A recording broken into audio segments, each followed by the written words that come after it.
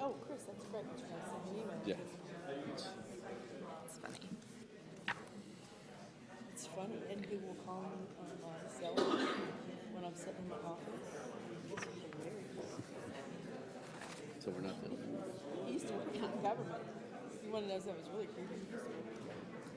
He used to work in government. Maybe he did like Hillary work. Maybe. Good afternoon. Welcome to session 3 of the Working with Industry Boot Camp, how to formalize the relationship. For those of you who are joining us, helps to turn the power on.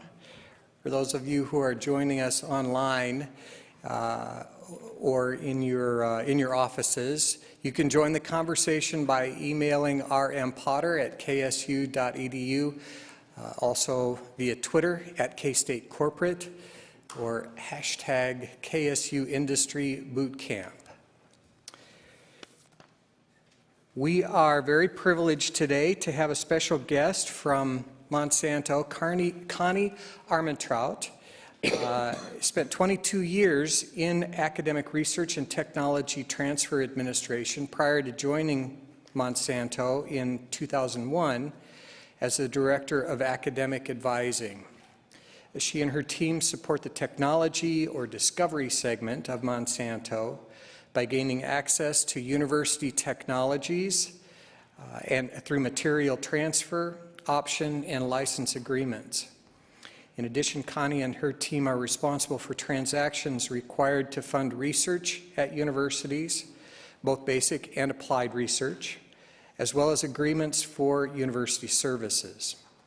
Her team also supports the technology segment by negotiating consulting agreements with academics that participate in various Monsanto activities. Connie also assists Monsanto employees with any agreements necessary for them to obtain graduate degrees while working at Monsanto. Connie is a past president of the University Industry Demonstration Partnership and currently co-chairs the UIDP Contract Accords Committee. She sits on the University of Missouri Research and Development Boards, and she's a member of and has served in regional and national board positions for the Association of University Technology Managers and the National Council of University Research Administrators. And she's also, as if all of that wasn't enough, she is also a member of the Licensing Executive Society. So please join me in welcoming Connie. She's going to have a few remarks, and then we'll transition to a panel discussion. So please join me in welcoming Connie to K-State University.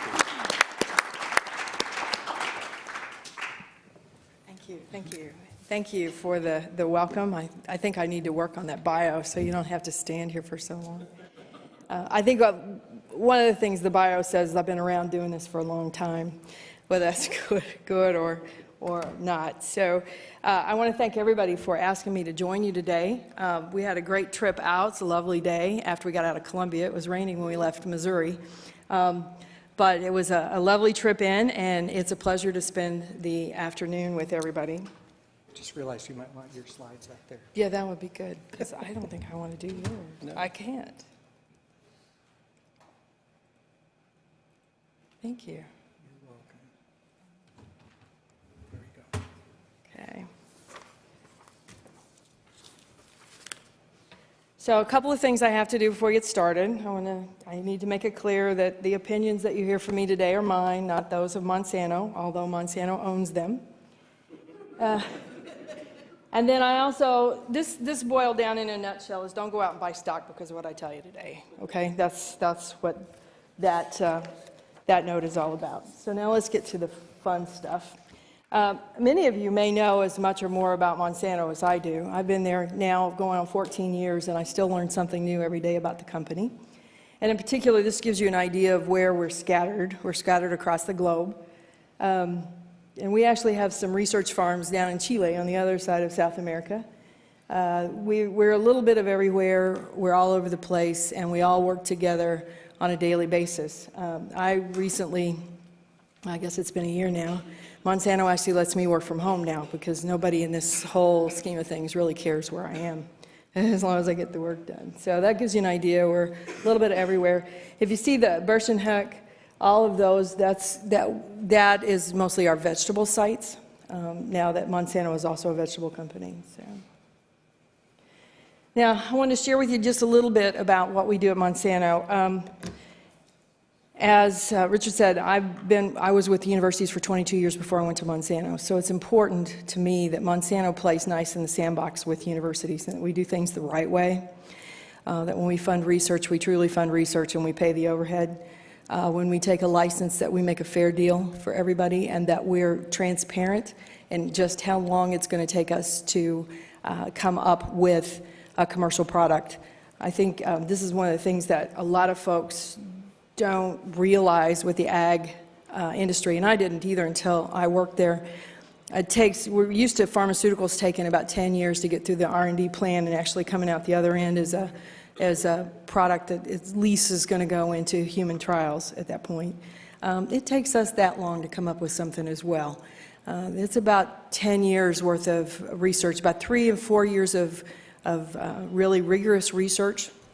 And then we have anywhere from 4 to 5 years where it's going through a transition from discovery to regulatory, and then we have to do all the field trials and everything to get our regulatory package in order, and finally, hopefully, approved around the world, because one of our products won't be sold anywhere for commercial use unless it's approved everywhere, and probably for more reasons than I could even list. But this will give you an idea of what we do. We have agreements in place or have worked with 90-plus universities and research institutions across the United States. We have 70 international universities and institutions that we interact with on a regular basis. For our regulatory science group, and that's still in the discovery side of the house. That hasn't crossed over to commercial at this point. There's 70 universities and institutions that do product safety and ecological and characterization studies for Monsanto. And then our product development field trials. My team also does the agreements for the field trials and that Monsanto places with other entities, and we also do the land leases to secure the ground that Monsanto does its own farming on if it's not on a Monsanto-owned facility. So we have 40, I think it's about 46 universities now that have master service agreements. You guys are one of them. That do field trials for us on a regular basis all across the spectrum. So then move over to what we do in particular with K-State. You all have done a lot of evaluations for us for our wheat program, which have been very, very important to the overall plan and the reentry, Monsanto reentering the wheat program. We've got some licenses going on. Some of those are a little older. We've leased land from the university to put out our own trials, which has been wonderful. We're more than happy to do letters of support for proposals in the ag area that are meaningful and make sense to us. And then, as I said before, you have a master service agreement in place with Monsanto where we do field trials. We're going to talk more about F&A. That's one of Paul's favorite topics. And how he keeps his head on straight with it, I don't know. But one of the things I want to note here is we're going to talk about this at length later, but I, for one, spend a lot of my time at Monsanto explaining to the researchers why we should pay your full overhead rate when we're sponsoring basic research. But I'm also one that will stand up and ask Paul for a reduced rate for field trials because we've cut out the doing an agreement for each and every one through the master, and we've reduced overhead and administrative costs. So in this case, we have the lower overhead rate for our master service agreements for services. We do MTAs on a regular basis. I think we actually just have a form that we know is going to work for both of us that we use all the time. We funded research here and also some service agreements. Now, I did look up today on the way in. In 2014, Monsanto spent about $800,000 here at K-State, a little over that, and $500,000 of that was for field trial work. So that'll give you an idea of how important the field trial work is for Monsanto. Now, this is my favorite slide because I like all the colors. And trust me, I didn't do it. Somebody did it for me.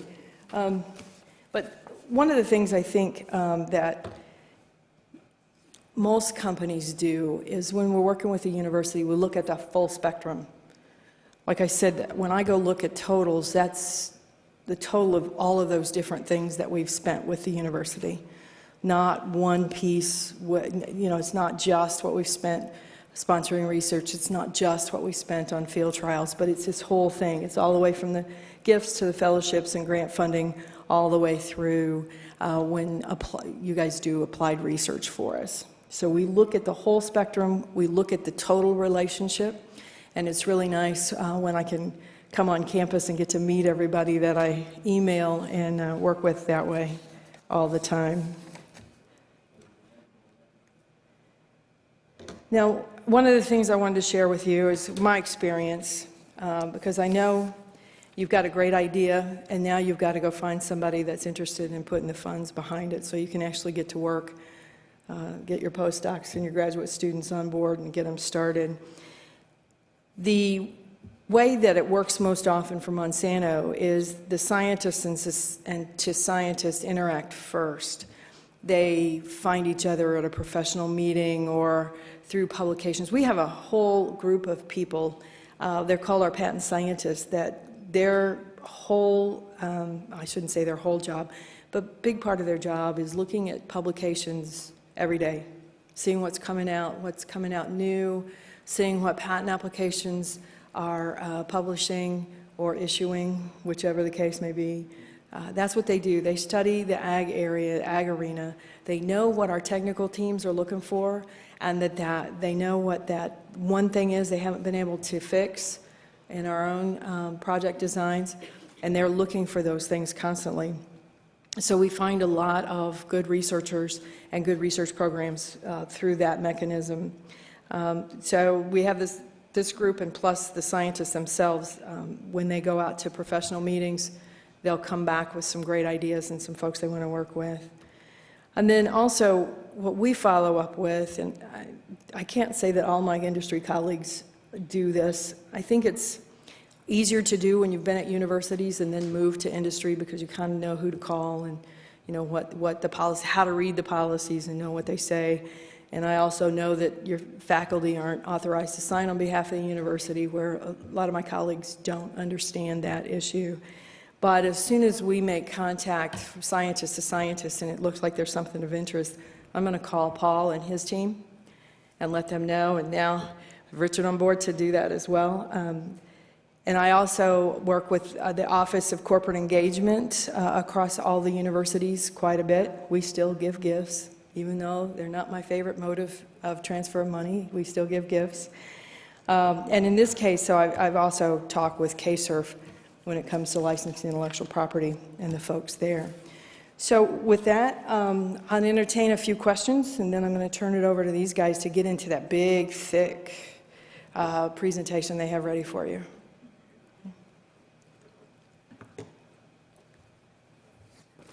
Thank you. Oh, wait. I do have a question for you, Connie. Okay. I noted in your bio that you also work with Monsanto employees who are in graduate programs. Mm-hmm. And I'm wondering what the connection might be between what those employees are working on in their graduate programs and the research agreements that you might have with a given university. So that's interesting. So I'm just going to talk through how it plays out. We have a program at Monsanto that allows for reimbursement of tuition if you're going back to school for an advanced degree. And you have to go through a lot of hoops, and you have to convince your supervisor that he's got enough money in his budget, he or she, to pay for that, because it does come out of individual budgets. What I knew when I went to Monsanto is that most universities assume that a graduate student is an employee of the university when they actually have to go to class on campus. Now, if it's an online course, that's usually very different. It's usually not the case.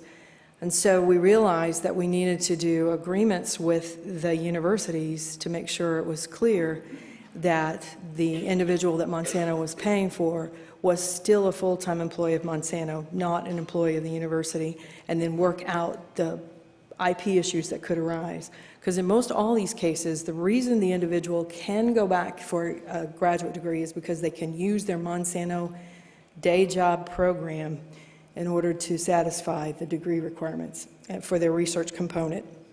So we have to work out all of those issues. So there's been 3 or 4 times now where we have actually funded a fellowship. That's the way it had to work. We funded a fellowship for the Monsanto employee within the university. We've funded service agreements where we had to have the university, use of the university's facilities in order for the student to do certain experiments. And then we've had, I'm trying to think of how the other one worked. We actually provided a small grant to the lab so that some other students or other techs, it was techs, not students, techs in the lab could assist on part of the project. We've actually rented land from a university so our employee could have access to some planting plots that they needed. So we do it. We just do with the university, work out an agreement with the university for whatever piece and component. I don't know that we funded a full-fledged, full research project yet. We do agree, though, that if the major advisor or one of the researchers is a co-inventor, that we co-own any inventions that come out of the work. So, and we've got 3 or 4 more that have contacted me in the last 2 weeks that they've qualified now for the benefit, so we'll be working with their university. So I would look for other ways that we're going to work together to do that. So, okay. Before you run off, I would be interested to learn more about your master service agreements that you've put in place, whether it be here at K-State or at other universities. And so if you're going to touch that this afternoon, great. If not, benefits, pros, cons, kind of when you set those types of situations up. I'll run through it quickly, and then if we can, we can. We realized, I realized, I'll back up even further. Before I got to Monsanto, our legal counsel realized that we were having field trials run at various universities by different sectors of the company. And so this university was sitting there looking at 10 or 15 different agreement types coming just from our company. And we recognized that that just didn't make sense for anybody. It wasn't fair. It wasn't the right thing to do. So when I got there, they looked at me and said, okay, you've done all this kind of stuff. So we brought together 4 individuals from 4 different universities and brought them to town and sat down and talked through what we felt like was a good template to start from, got ideas from them, we made changes to it. We tried to come up with a very user-friendly, yet service agreement that fit Monsanto's needs. Because most usually when you're doing field trials for us, it's the seed's not commercially available. It's still regulated. It's still very important about how we handle it. USDA has a lot of rules and regulations that we have to follow. And it may be a chemical treatment over the top of a crop where EPA is telling us what we can and cannot do. So we tried to structure an agreement, and I negotiated the agreement then with those 4 institutions that we had called on first. And we got it worked out. And so then I went out, and I think the first year I negotiated like 20 of the master service agreements with universities because it just made things easier. Because then when we do a field trial, there's just a service order that's attached to the protocol, and that's all that has to go through university administration each time. We've since, so the first, we've extended all of them for an additional, so they ran for 10 years, and now we renegotiated all of them last year. So we've got 4 more years running on the ones. And so far, in fact, we've got 2 universities that just want to run everything under there. If we have to make a change because it's a basic research program, we just do it on the face of the service order for that project. So did that touch on what you're... It's worked really well for us. And now we've entered into discussions with 2 universities where we have master research agreements with them as well. And I think that's working fairly well, too. I think the masters save us a lot of gruel and a lot of get down in the trenches and just waste a lot of time talking about things that may or may not happen. So, okay? All right. Thank you.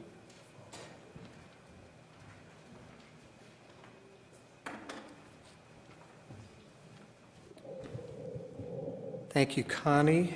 Appreciate your remarks and very grateful that you could be here with us today. Connie is now going to join the panel here, and I am going to bring up my next slide to introduce them.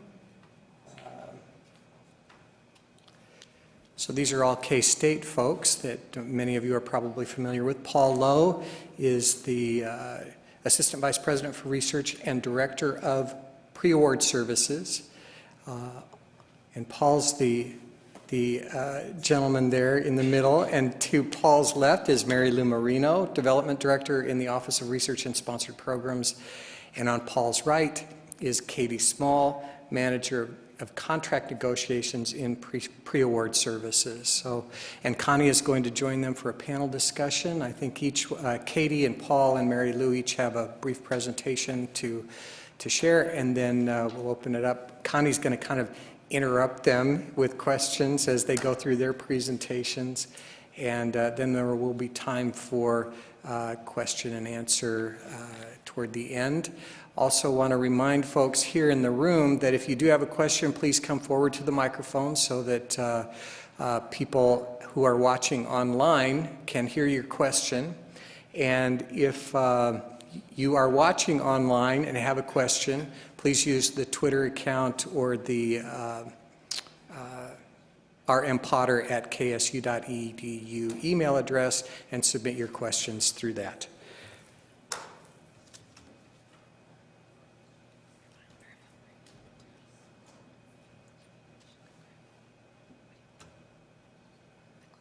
And you'll probably want a clicker. Yeah. Thanks. Good afternoon. Thanks for coming to this presentation today, and we're really glad to have Connie here.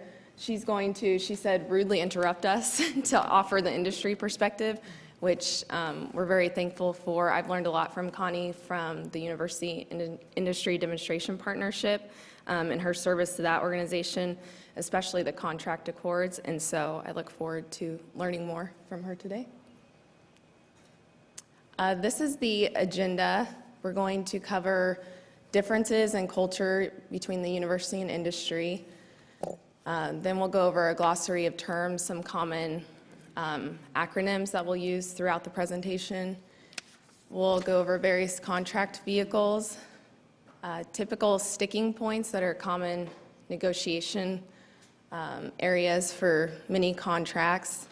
Then Paul will talk about demystifying facilities and administrative costs, or F&A. That's one of the acronyms. They're also called indirect costs, and budget strategies, intellectual property, conflicts of interest and perceptions of bias, and statements of work and how to avoid scope creep.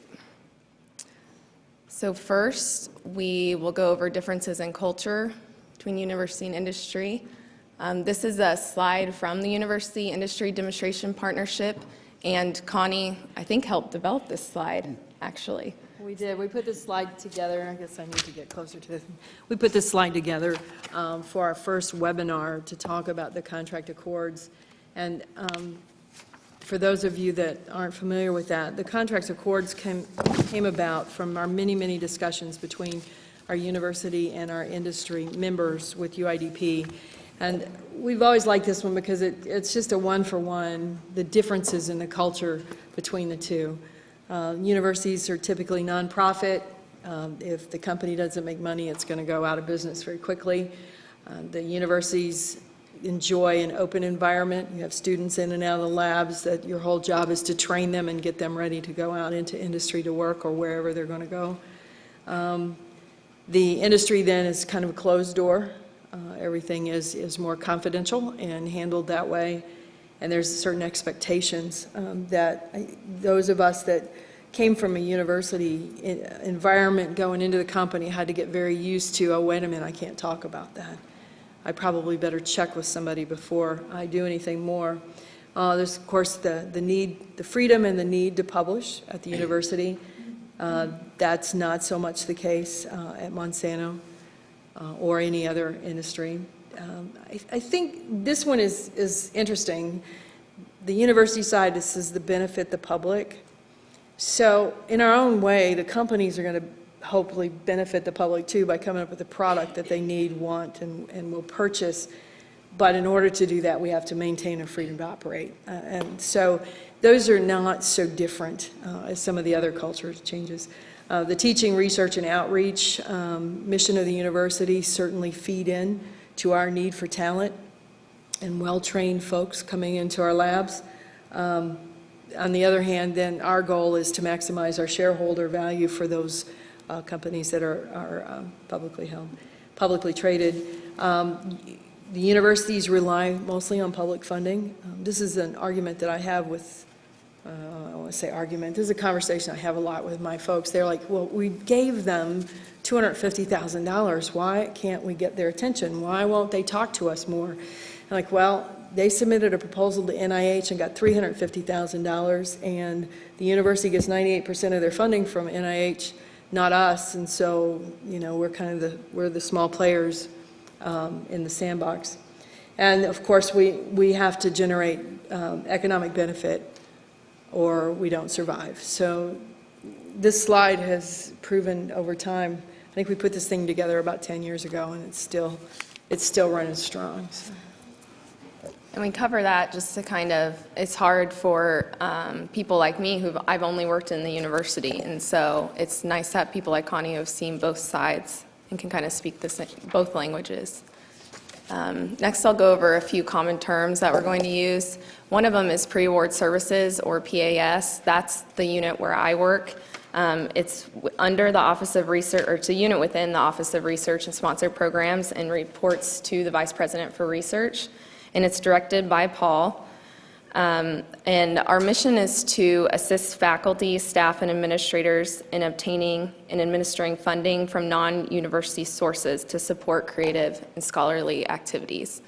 And that's our website and a snapshot of our homepage there, which is full of resources for submitting proposals. And then we also have agreement templates that we'll go over later that come into play when a proposal is funded. Our goal, we also provide budget proposal development, review and university sign-off for grants, contracts, and agreements. And we're often the liaison with the sponsoring entity. Which brings me to what a sponsor is. It's a non-university entity which may fund or sponsor a project to be completed in accordance with the proposal and any subsequent award. And this presentation focuses on company or industry sponsors. A proposal is a proposed statement of work and budget that is submitted to a sponsor. Often the sponsor has certain guidelines that you have to follow to get your budget even reviewed, or your statement of work and budget, your proposal reviewed. And there's a lot more that goes into that.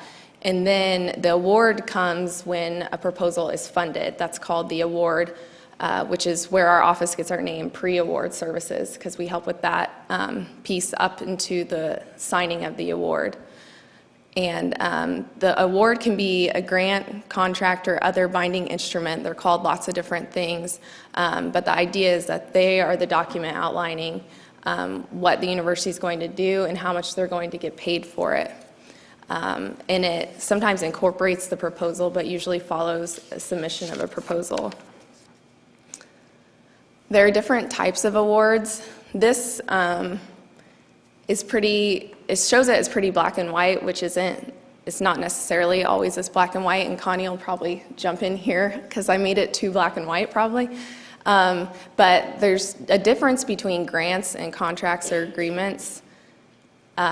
Grants, typically the purpose is for the public good, and the contract or an agreement, and these are both kinds of awards, is for the benefit of the sponsor. So typically, industry and companies award contracts or agreements. Not always, they can award grants as well. The federal government, probably most of the money that we get from the federal government is a grant, but they do issue contracts or agreements too. For a grant, the scope is usually somewhat flexible, but for a contract or an agreement, I have on there that it may not be altered. It can be altered, but it has to be in writing and agreed to by both parties. So it's more strict in how you perform the scope of work. For a grant, the terms and conditions are generally limited in nature and are not typically restrictive. So especially federal grants, there's standard grant guidelines that the university is very used to and understands, and I think faculty understand them really well too, and they're well-known. Terms and conditions are specific to each project, so it's not, you can't treat every contract the same because they're all unique. So that's kind of a different mindset. Did you have anything to add there? Well, the only thing I would say is not, I wouldn't call it restrictive, I'd call it constructive. That's a more positive way to say it. I'm going to make that note. For grants, the rebudgeting and timeframe are usually flexible. We commonly process no-cost time extensions through our office for grants, and they're granted, you get an automatic 1-year no-cost time extension. However, for a contractor agreement, especially when it's a company funded, the budget and time frame are meant to stay firm. They could be adjusted, but it has to be in collaboration with the company. You can't reach the end of a project and then automatically get a no-cost time extension. And I think Connie probably has a little more to say about that. So when, at Monsanto in particular, when we have a program that's going on and we're funding research at a university that's going parallel with our program, we have some set timeframes that have to be met.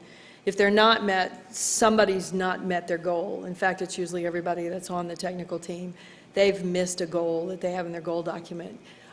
They miss a goal, then a chunk comes out of their budget. They may not get a raise for the year. There's all kinds of I won't call that constructive, but there's all kinds of things that can go wrong with that.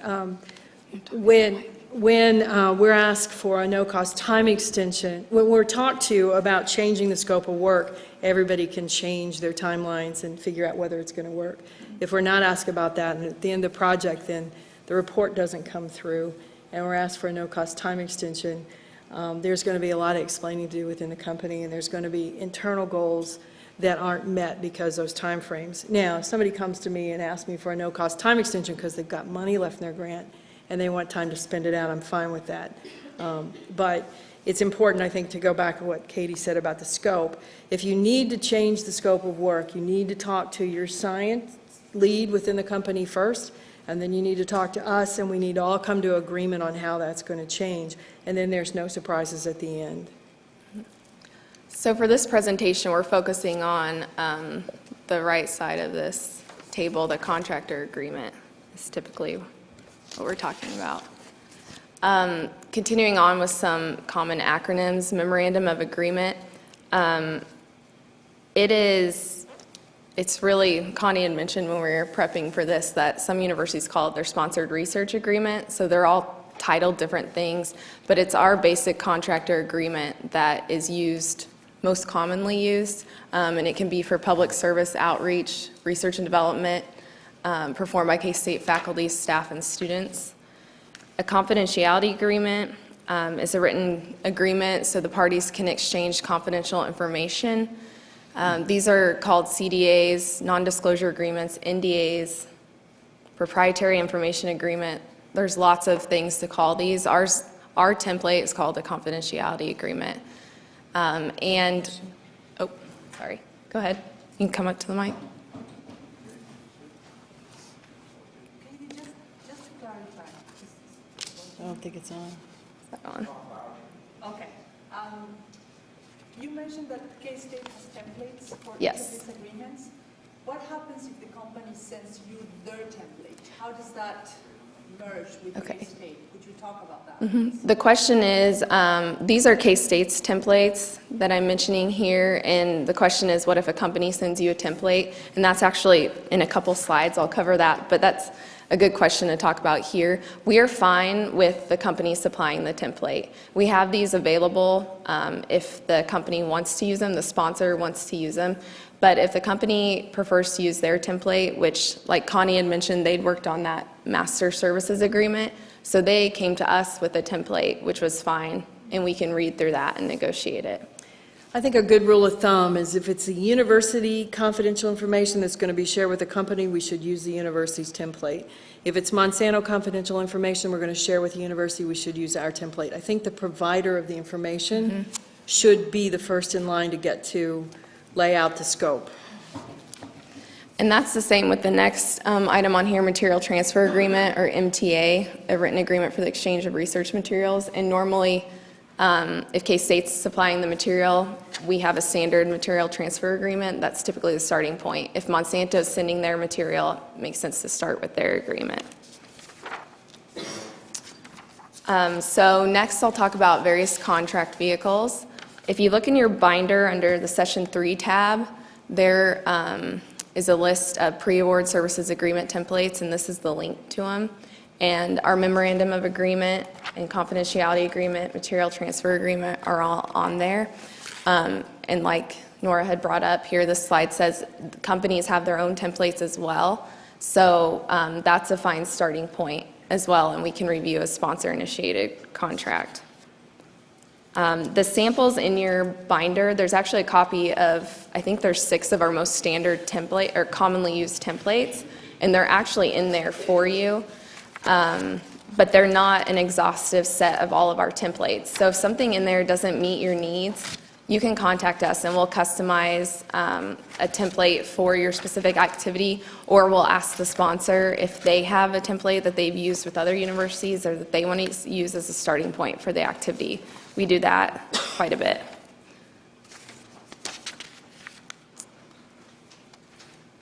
This slide talks about how a contract dictates how the results of the project are treated by both parties, and the appropriate contract vehicle depends on the project's scope of work. I think one of the most important things to remember when we're doing these agreements too is the agreement itself should have a plan and a process for everything that we could think might happen during the research program, so we all know what to do next. Like say they get an invention disclosure, what happens with that? If we get a publication, what happens to that and who does it go to? So I think that's, I like to look at the agreement, like I said, it's a constructive way to know what to do next when something goes on. This project mapping diagram is also from the University Industry Demonstration Partnership, and I think Connie was there when this was developed as well.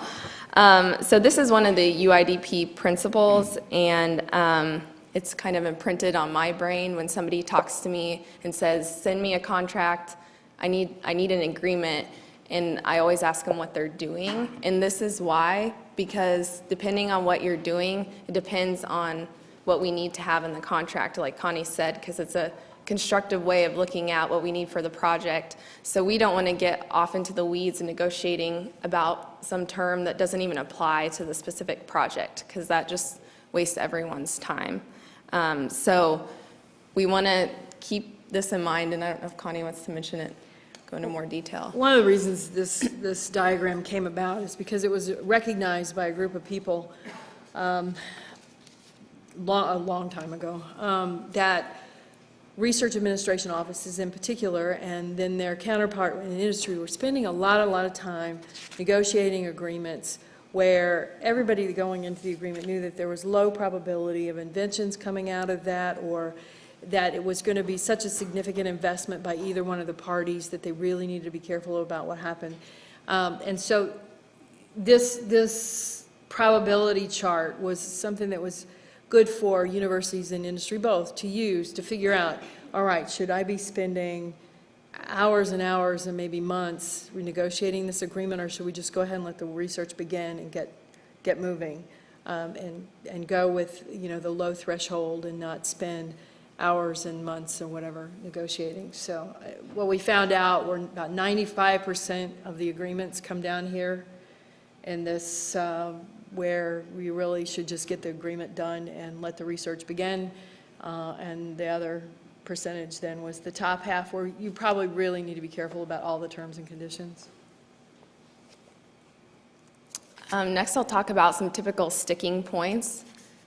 And I borrowed Tony's idea from UIDP. Oh, go ahead, Nora, if you have a question.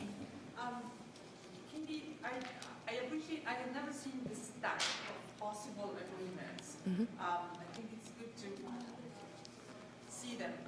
Could you give an indication of when you might need a memorandum of agreement as opposed to an evaluation service agreement, a confidentiality agreement? Do you need all the time? Do you need sometimes? How do you use them? I remember going through at least 2 or 3 of these ones in the arrangements that I have had. Honestly, I was just going with the flow. Right. Can you give a bit of a framework on that? Sure. So the question is, how do you know when to use which of these agreement templates? And so there's, the memorandum of agreement is used when there is a proposal and an award. It's an actual for a funded project. So it has payment terms in it. It also anticipates research and development work. So it has more on intellectual property. And like Connie had mentioned, if an invention is developed, what you do and when the parties will disclose that to each other. The memorandum of agreement has confidentiality terms in it. So if you have a memorandum of agreement, you're ready for that.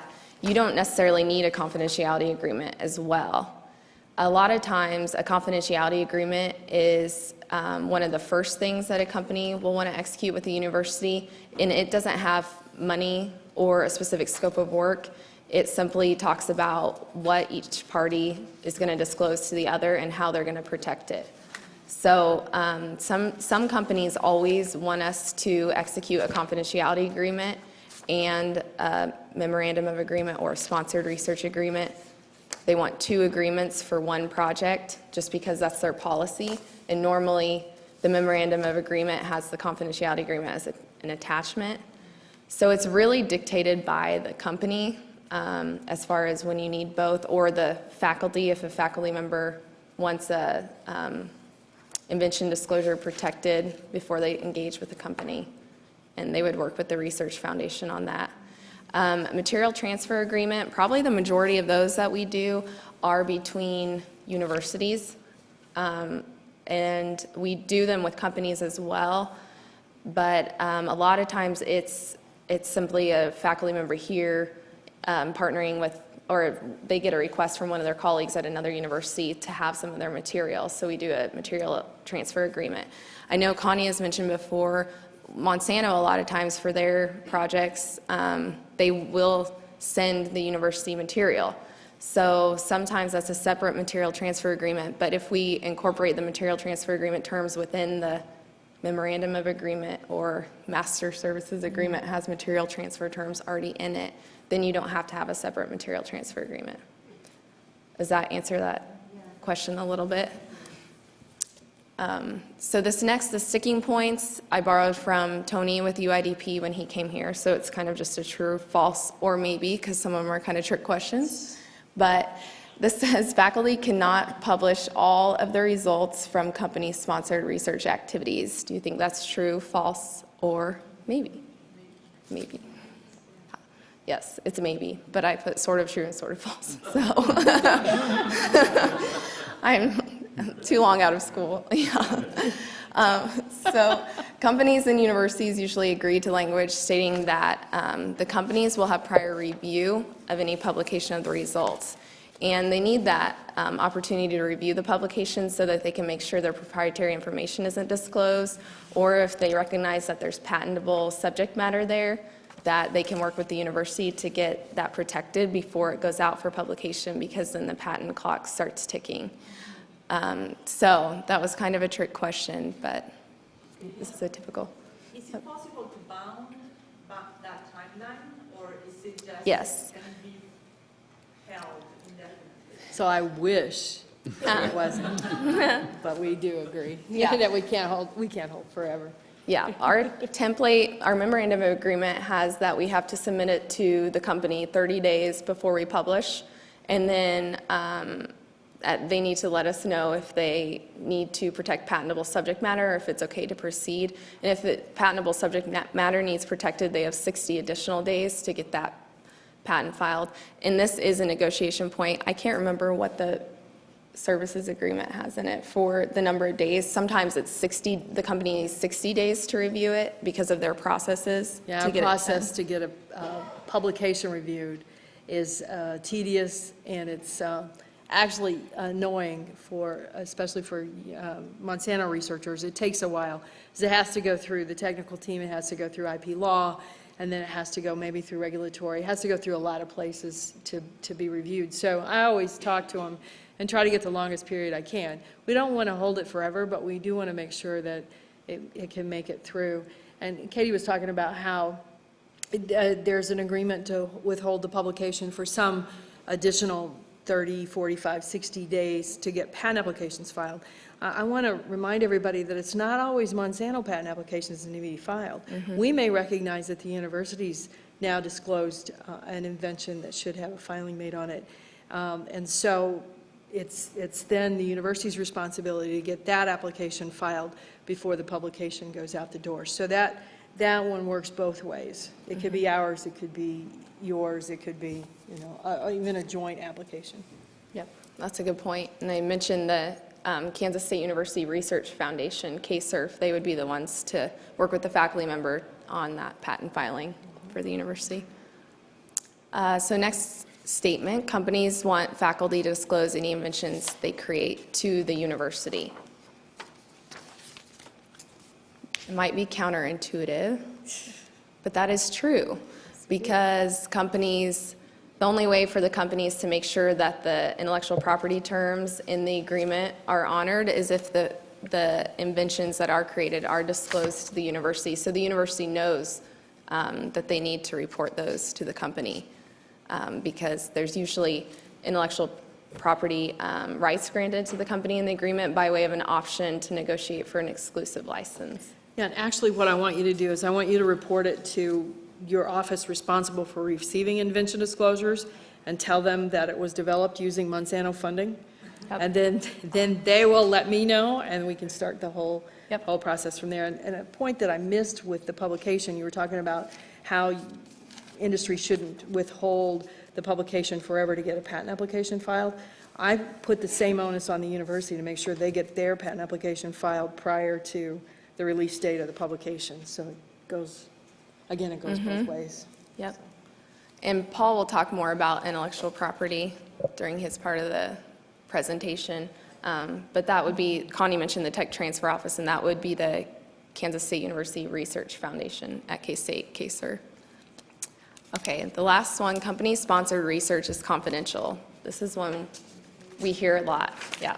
It's definitely a maybe, but again, sort of true and sort of false. We'd love it if it were, but. Yeah, it would be easiest to say it is, but generally there are confidentiality obligations within it, but the entire project isn't confidential. We publish in our research award listings that we get sponsored project money from companies, and that goes out as a public statement. The university likes to report those, but their proprietary information you get from the company is still confidential, so. It is. This is one of the places where I'd like to point out that this is one of the things that everybody needs to keep in mind when they're developing their scope of work. There should be some portion of that scope of work, if we're funding research at a university, that can be published, and everybody knows it's going to be published from the beginning.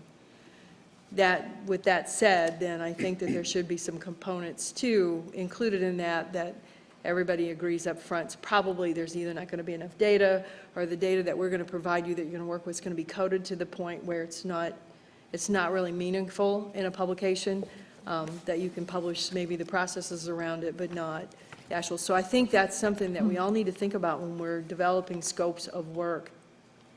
Yes? Actually, to follow up on that question, I have been brought in as a consultant in contracts that were already in place, where the company wanted to compare 3 different treatments, one of which was the new treatment, and the researchers ran a blind experiment, treatment A, B, C.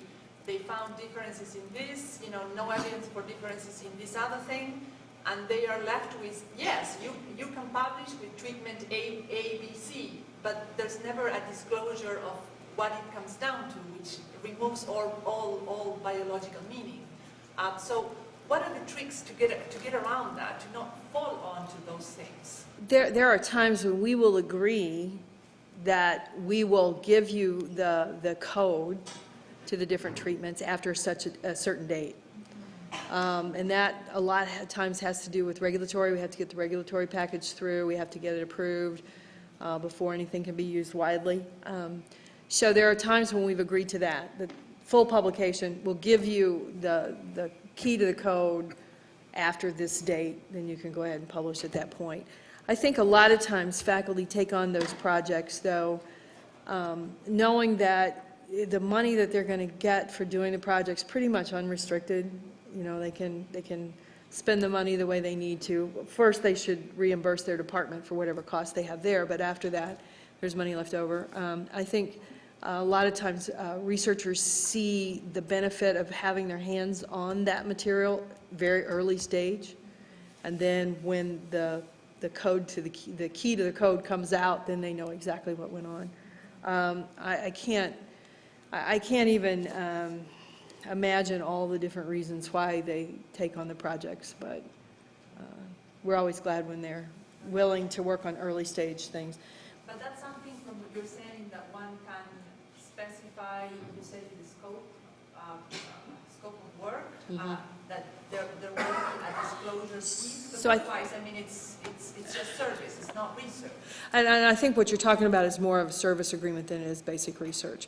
I wouldn't think that we would take an early stage material that's, and place it in a university trial or a university basic research program. I think it would be more of a services opportunity. I think the basic research would be built more around a general question that the faculty member themselves has developed and designed versus a protocol that we put together and prescribed. Yeah, when we were developing these, the boot camp syllabus, you know, I met with several groups, and I'm not going to identify where this statement came from, but there was, on this campus, there was a statement made, I'm discouraging my faculty from working with industry because everything they produce is owned by the company. I was like, oh, you need to come to the boot camp. and so that's why it's really important, you know, at the early stage when we're first thinking about dating, you know, when we followed that scenario with this syllabus, because we've got to get that straightened out right up front, you know, in the confidentiality agreement, you know, because like Connie, she's more than willing to own everything, you know, and, you know, it creates, you know, and transferring that ownership is not illegal, but it does create some consequences in regards to our faculty scholarship, and there are some tax issues that I'll go into a little bit later that's not very much fun to listen to. But, you know, there's ways to do this. And early on, you know, I think it was maybe session 1, there's a document in there, a perspectives document that says, why should we work together? Because I was going to ask that question when Connie's going over the side-by-side. Well, geez, those are disparate missions. How can we even work together? And we found ways to do that. Monsanto has found ways to work with us. You know, Monsanto is a strategic partner of Kansas State University. We figured it out. And so there's a lot of companies that have not figured it out. And most of our, you know, we call it negotiation. It's really education. You know, we can help you meet your commercial objective, but we've got to do so on a certain path that allows us to also comply with our public policy mandates. So. Well, I think one of the things that all of us here at the table remember every day too is that not every program is meant to happen between a university and industry. And I think it's important when we identify those that aren't really appropriate right away. So there's no disappointment, you know, 6 months down the road, we still haven't been able to reach agreement. I think over the years, what I've picked up is if there's certain, as Katie calls them, sticking points that come up, depending on what that sticky point is, I can just about tell you that we probably shouldn't go forward with that project at that university, because for a variety of reasons, it's just not going to work well, and it's going to be more trouble than it would be worth for anybody. So I think it's important to remember that. So these are publications, intellectual property, confidentiality. They're all typical sticking points, and they all depend. It's important for both parties to remember that it depends on what the faculty are actually going to be doing, or the students. and not just template everything, but really think about what is happening in the project and what makes sense for this project and what the university can do within our policies to make it make sense for that activity. So now I'm going to turn it over to Paul, and he's going to talk about demystifying facilities and administrative costs, F&A, and budget strategies. Yeah, so when we were discussing who would present what points, we did rock, paper, scissors. I lost.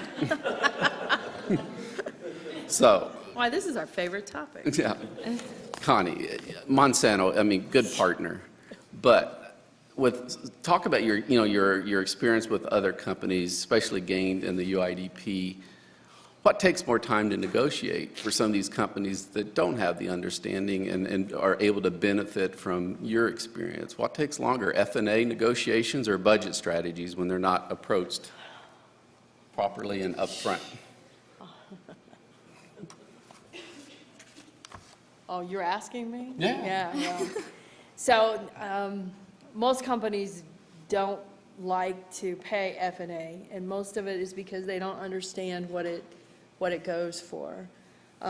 Many of them have thought that they were negotiating the dollar amount of a research project just to find out then when the budget goes through the research administration office, oh, wait a minute, it's going to be 50% more because the researcher was hell-bent to get a gift instead of project and hadn't included the F&A. Those are ugly surprises at the end. I spend a lot of my time explaining F&A to the folks at Monsanto, and the only reason I can do that is because at one point in my career, I actually had to figure out what to do with the overage one year and how it was going to be dispersed among the faculty that had brought in the overhead. I hope to goodness I never have to do that again. It was an extremely complicated system, but it helped me understand what F&A picks up that is not in every budget. And I know for a fact that unless you've lived in a university environment and either been the beneficiary of some of that overage over and above what had to go into general operating, or you've had to help negotiate the fees or the percentages, there's no way you can understand what F&A does. But if F&A were just included in your individual line items instead of drawn out at the bottom as this big red flag, the conversation would go away. It really would. Cool. So Connie just did my presentation. So Sorry. No, as we dig into this issue, we really need to understand what a university's cost of doing business is, because that's really all it comes down to. Is, what are the cost components? What does it cost to bring a project from Monsanto to the university for our faculty to perform? So all universities' cost of doing business, not just K-State, it consists of your direct cost and the facilities and administrative cost.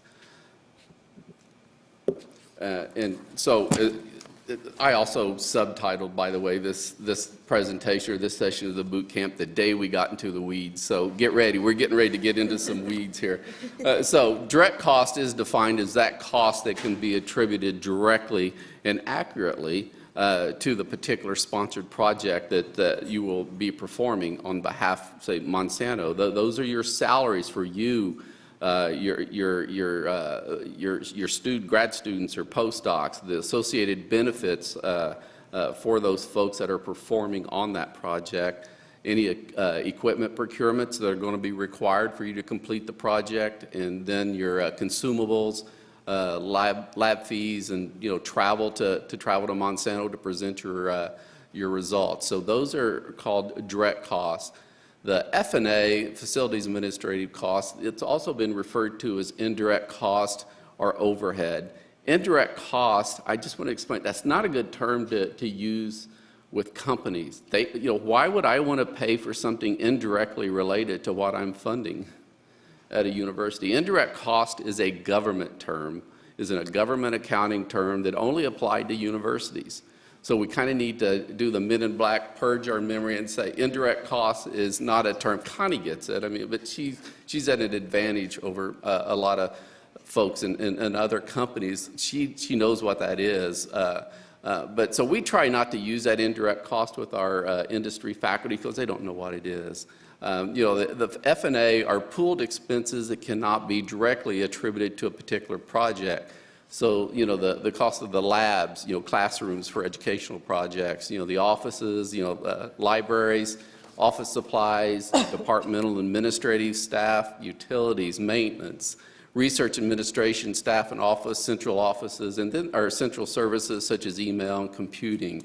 And so those are the costs that are pooled across the entire university. If we were to say you have a lab, you have multiple sponsors that you're doing projects for, you'd say, well, wouldn't it be cheaper if I just divide my lab out? I'm going to put a separate utility meter on this side of my lab for XYZ Corporation, another meter on the other side of my lab. The cost for that sponsor to fund that research is going to be greater. Pooling those costs across the entire university does result in a cost savings to our sponsors. And I'm going to show, show you how that happens later. So every organization incurs cost to doing business. And that's the term. I remember on our orientation session, Dr. Berg, our VPR, pointed that out to us. And I'd not seen her slides, she has not seen our slides, but it was an insightful comment that business understands the cost of doing business, the cost of goods sold. Those are all business terms, and they understand that. And all sectors experience the cost of doing business. It's important to know that the budgeting, the expenditure, and the recovery of the real cost of not only industry-sponsored research, but our federally funded research impacts our institution's ability to innovate and to actually compete for industry funding now and in the future. It's hard to maintain the research infrastructure. It's very expensive. Companies are reaching out to universities more and more to have access to not only our expertise, but our specialized facilities. We've got to be ready for that. And so we've got to forward invest to keep our facilities top-notch and cutting edge. F&A has received a bum rap for years. I've been here 27 years.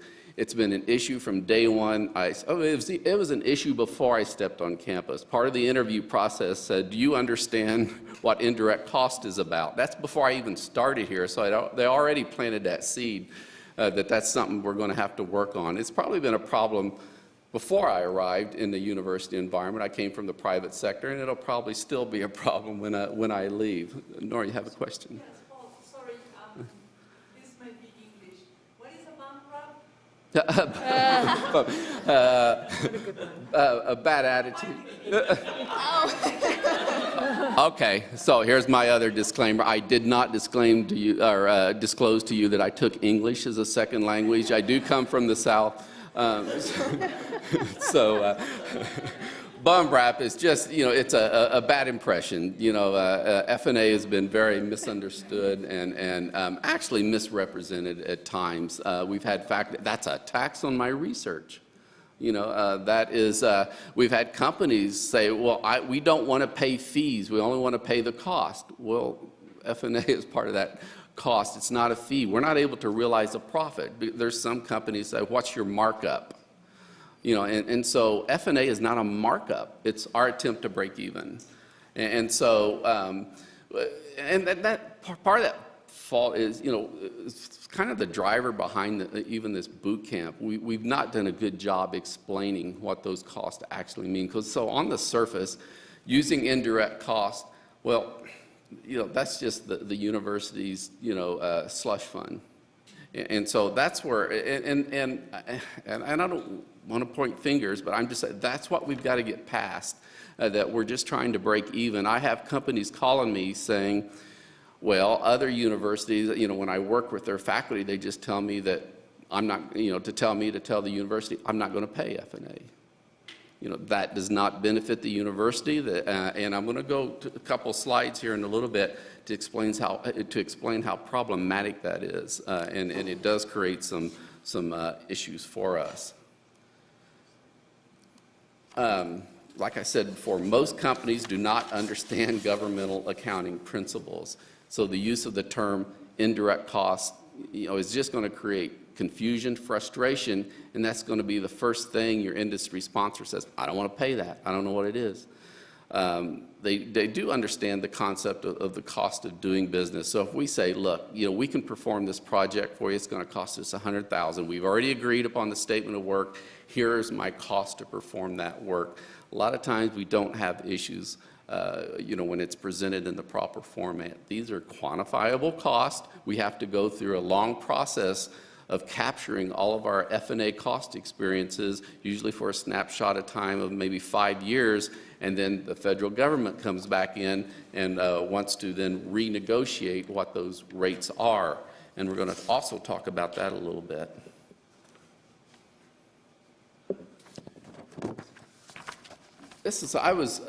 I'm also fairly involved with the UIDP. I co-chair an activity called the UIDP Academy. We do training workshops across the nation. Connie's she's a pioneer. She started this activity along with a colleague from Rutgers called Negotiation Agreement Workshops. And I kind of took the baton from her, and I co-chair that activity with Arturo Pisano from Siemens Corporation. And during one of the workshops that I was co-presenting with Boeing Corporation, this came full circle. I was explaining the issues. We had an industry participant in the audience that I just do not want to pay F&A because it's over and beyond what that university needs for me to receive the research that I need.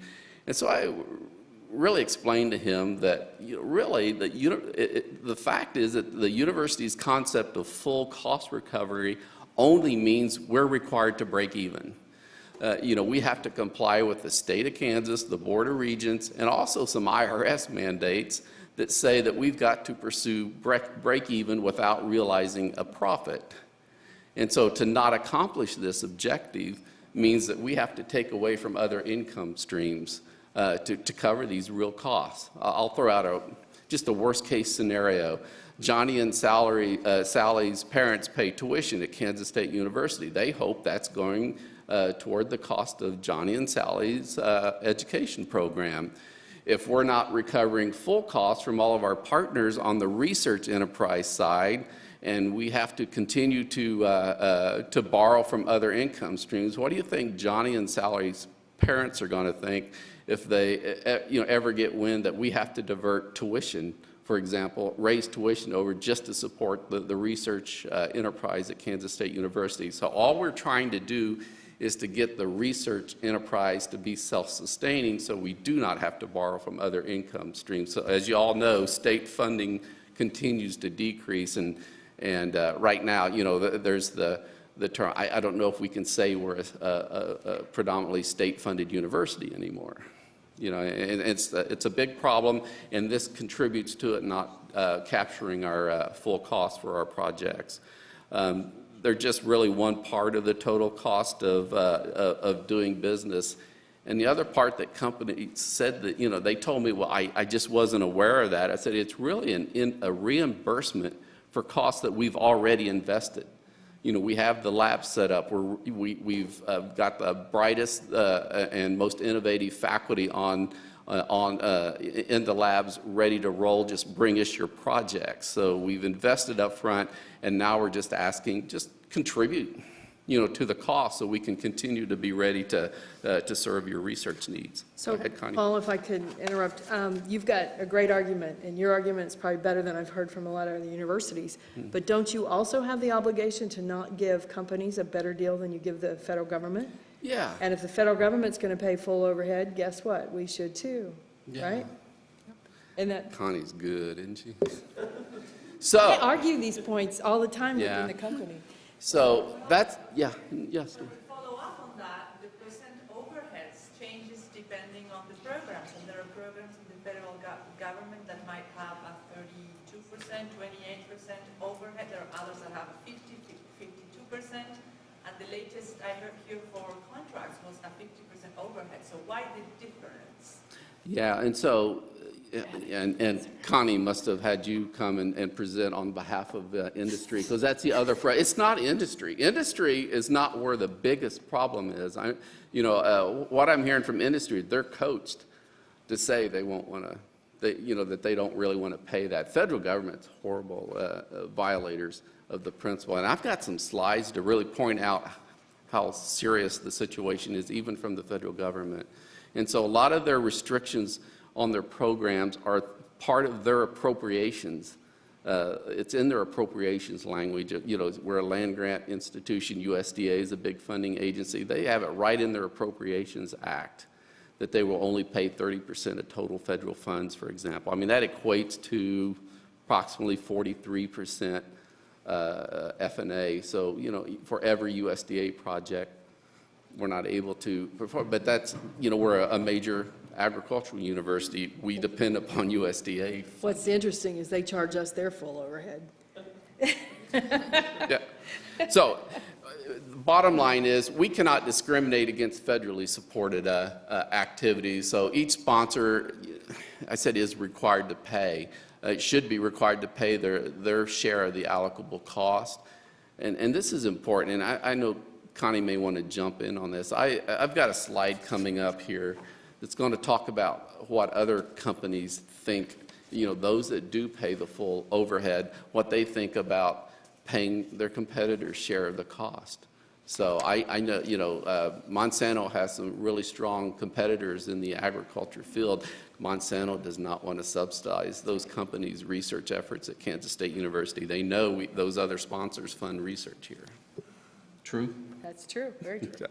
That's absolutely right. So here's the one thing, I try to be a glass, half full kind of guy. Sometimes it's hard, but one thing we do, there's some universities that negotiate separate industry rates that are even higher than what their federally negotiated rates. We have at Kansas State University, everybody gets the best deal. And so our industry sponsors will receive the same best deal that the government receives. So they're able to take advantage of the discounted F&A rate that we receive from the federal government. And so, as we talk about these costs, I'm going to get into the weeds on the mechanics of an F&A calculation, so you can just see, what the struggle is. I love this, Dilbert. And I promise, there really is more to determining the cost of doing business at a university. I don't know. We normally don't just push that button and pull those numbers out of thin air. Yeah. But here's how it happens, and I'm going to apologize for this, because we are going to crawl into this F&A. I was asked to present this at a UIDP meeting with the Council on Governmental Relations and Pfizer Corporation. This was a meeting hosted by Monsanto in St. Louis. And so we did a full, an hour on this topic. So for the next hour, no, I'm just kidding. I'm just kidding. So here's how we come up with F&A. So it's really a fraction exercise. We're going to take the F&A cost pools. We already talked about some of the costs that appear in the F&A cost pools, the utilities, the square footage of space allocated to research at Kansas State University. They look at all those costs. They divide it by the direct cost base. Those are all of our expenditures we spend on research, whether those expenditures are from an external source or we're funding it internally through seed programs or even through cost sharing. This approach is established by the Office of Management and Budget. What it results in are rates that are often misconstrued. So it begs for the question, what does 50% mean? And so, putting it in for numbers for our statisticians in the audience, you can see that if our F&A cost allocable to research is $50 million, or your research base is $1 million, very simply, that means you have a 50% F&A rate. And so I'm going to show you a budget in the next slide. But before we do that, I've got to show you the restriction that the government places on universities, period, that really puts a hurdle in front of us from ever breaking even. And how sustainable is that, Connie, to have a business model that says for every engagement, every transaction you engage in, you will lose money? Doubt Is that's that a gonna sustainable fly. model for No, Monsanto? It's not going to fly. Universities face this all the time. That's why it's a struggle for us to maintain a viable research infrastructure. Here's a restriction that the government places on universities called modified total direct cost. When we're calculating our budgets, we have to look at the different cost components. MTDC consists of all of our salary and wages, the fringe benefits, the materials and supplies, services, travel, and up to $25,000 of each subgrant or subcontract. Those are our modified total direct costs. The second bullet there states that equipment, capital expenditures, charges for patient care, tuition, rental cost on off-site facilities, scholarships, fellowships, as well as our subcontract expenditures over $25,000 are excluded from that base. So you're starting to get the picture, right? This only applies to universities. And so we've got to take our budgets now, exclude all of those costs before we can actually apply our indirect cost rate, or F&A rate. Terry, can you come up to the speaker? Do you mind? A couple slides back, you talked about 50 million over 100 million. Were any of those exclusions in those amounts? Yes. Yeah, those include, you're not able to, well, I tell you what, those are exclusions. When you get to those numbers that feed that, you've already had to have eliminated your exclusions. So here's a, yes. Well, just so that we put it in context, you showed us that 50 million over 100 million. Those are mystery numbers, right? I get that the indirect cost is the ratio between the two, but how you came out with those two numbers is actually... Yeah, that's just random. And so it'll be our actual cost. And I'm going to show you what our actual cost is. I'm a transparent. I don't think most universities publish this, but I don't care. We're going to publish it so you can see what our calculation would come out with. I don't have the numerator and the denominator, but I have the resulting percentage. Okay, and so here's a typical budget. With that 50% rate, it does not mean 50% goes to F&A. So we have a direct cost budget here of salary and fringes, tuition, equipment, other and supplies, totals $150,000. So we have to apply the MTDC restrictions, so we're only able to charge F&A on $120,000, the salaries and the other and supplies. So we take that times 50%, that results in F&A of $60,000, not full recovery of $75,000. So that means we're only getting reimbursed for $210,000 of our cost of performing this research when it's actually $225,000. So you can start to see that 50% is not as bad as it sounds. There's some nationwide data. I captured this from the Council on Governmental Relations where they do F&A recovery surveys. And in fact, only 27% of project cost expended across the entire United States research enterprise go toward F&A. So that data demonstrated that for every dollar spent on research, 56 cents goes to salary, supplies, 17 cents to equipment, tuition, subcontracts, and then 13% for the lab space facilities component of F&A, and then 14 cents for the compliance and administrative costs. So 27 cents on the dollar is all that goes toward F&A. And these are real costs to help sustain our research infrastructure. I don't know if they want me telling this, but we really struggle. We've got to get this number up to reach our 2025 goals. Our effective F&A cost recovery at this university is roughly around 23%. Again, not 50%. And so this is, you say, wow, we're doing a horrible job. No, it's not just K-State. Folks are, hovering around 25%. You know, we are an ag school that's predominantly funded. You know, we have a lot of USDA funding. There's a restriction that's going to affect our ability to get that effective rate up. You know, U.S. Department of Education will only pay 8% on education or training type projects. So, you know, we have a steep curve to climb.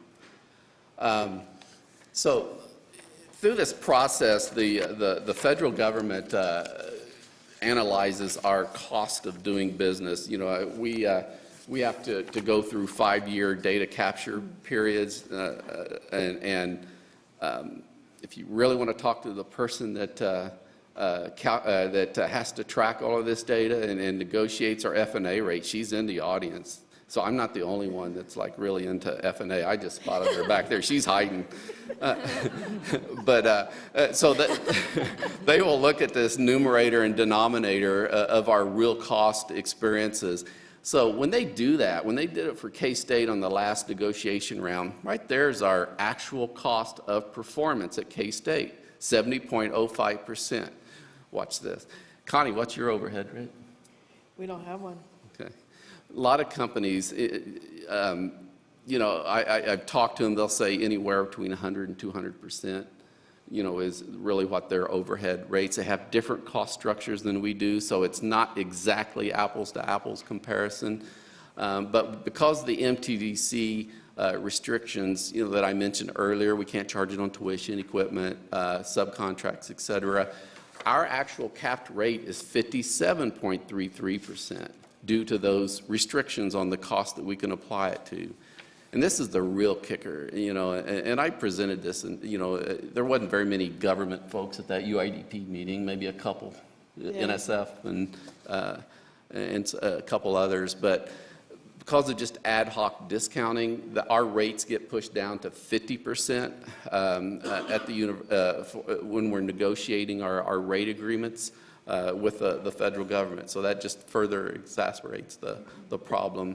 I'm going to get off of F&A. I think I've preached enough, but you can tell what our problem is, and what we've just got to pursue full cost recovery. It's required by our governing board. It's, you know, we can't realize a profit, but we at least got to continue to seek to break even. Our rate structures are published on our website at that URL that's noted. When you're developing budgets, we can use this slide to point out you've got to really look at the type of activity. A lot of our field trials that Connie talks about are being performed in our branch stations. So you can see there's that 36% rate that we're able to apply toward those field trials that are taking place out there, and we don't, you know, have to charge that on-campus 50% rate for those types of activities. The ag rate over there is a little confusing. Those are for agricultural products or projects that are funded by USDA, and so really that's just a recognition of their appropriations language, really. You know, they're not going to pay any more than that.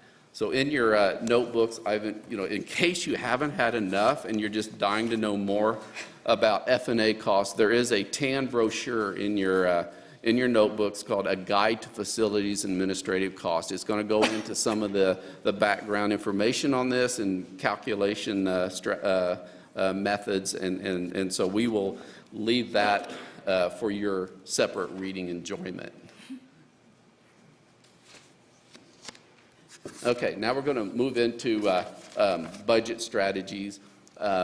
Some of the terms, you know, that are important, we talk about this. You know, again, this is not that. You know, Connie says, I'd love to see a fixed price type budget. She doesn't necessarily need to see a fully itemized budget with all this stuff broken out. But, you know, fully burdened costs, when we use that term, if you ever hear one of us use it really includes the direct and the F&A cost, as these costs were previously defined.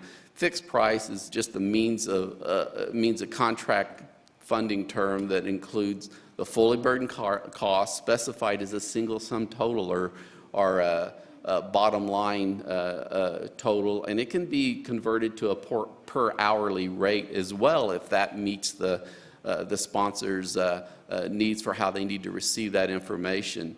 I want to point out that fixed price contracts involve a set or fixed rate for a predetermined set of deliverables. We need to really exercise extreme care in that we go through an internal pricing exercise. We call them internal budgets, where we make sure we've captured all of the cost before we do that. We offer that quote externally to sponsors, because with fixed price agreements, cost overruns are legally are not something that they would have to really honor. It's like, we gave you a fixed price agreement. It was up to you to manage your costs because we agreed upon that cost in the set of deliverables. So we have to be careful when we're using that. But a lot of companies need to receive information in this manner, and because having it itemized in a governmental accounting exercise confuses them. So the fully burdened hourly rate is really your total fully burdened cost divided by the number of hours you anticipate that's going to cost you to perform this project.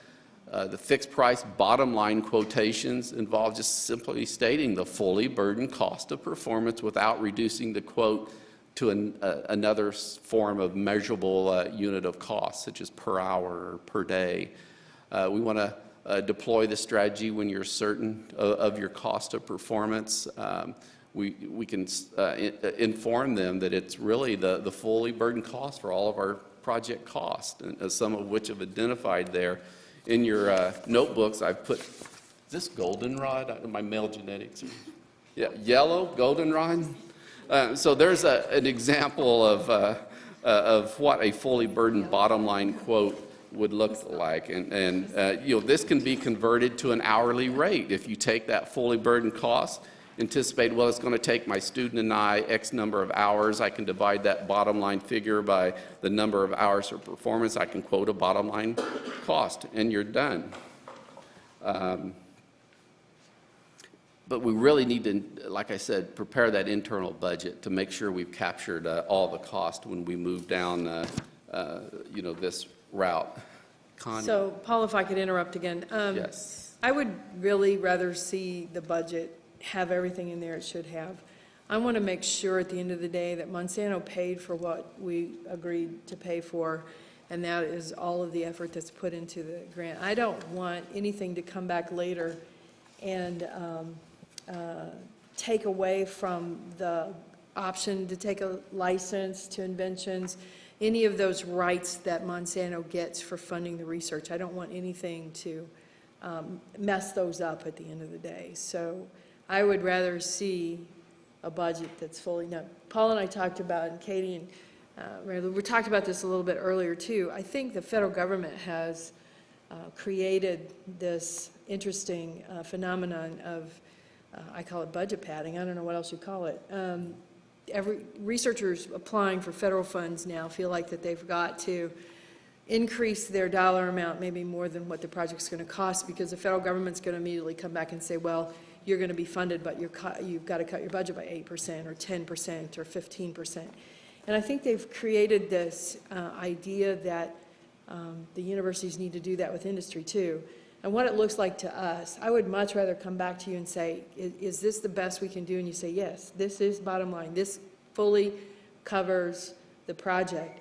Than having, oh, yeah, you know what, I could probably cut 15 or 20 or something out of it, because then it appears that that's what you did. You padded your budget. So the next time you come to Monsanto with a request, this is the first thing they're going to ask, well, what can you take out of this? So I think it's something to think about. And honest to heaven, I think the federal government has kind of created that pattern, and I get it, but I don't know that it's the best approach when you're working with industry in particular. Yeah, so the second page of your goldenrod paper would probably address Connie's concern, and it is a fully burdened line item budget. And so that's another strategy. Connie, this is a question for Connie. You said you want to see everything. Does that mean you want to see the indirect costs? Because I'm understanding that you don't want to see the indirect costs. So it's okay for me to see indirect costs, because I'm not going to argue with you over those. I understand them, and I'm going to be able to explain it to Monsanto. I don't mind if the overhead is included in your salary line But what I'm saying here is I don't want you to leave out costs that you know you're going to incur for the project. I don't want to come back later and find out that you had to rob your NSF grant to cover this batch of supplies you used on our project. I don't want those strings that attach with that. That's what I'm talking about when I want to see. I want to pay for the project. What about publication costs? How does the industry feel about the cost of publication? We'll usually accept those. And we just, Monsanto, for 2012 and 2013, we issued a corn rootworm knowledge grant program where we put out an RFP and solicited proposals. And we've awarded, I think, 13 so far, and there will be another set awarded for the insect knowledge program, which we moved to for this year. And I noticed that some folks, some researchers asked for publication costs, others didn't. And there's a varied degree. It went all the way from $1,500 in years 2 and 3 to $4,000 in years 2 and 3. And my recommendation for next year when we put out the RFP, because we want this research published, I mean, that's the whole goal for this whole program. I'm going to suggest that that's just a line item budget that we put in years 2 and 3 in our budget template that we're using, because I think it's important. Because that's, in fact, and this program in particular, because that's what we want the faculty to do, is to publish the results. So, I don't know what other industry's going to tell you, but I don't mind seeing those costs in there.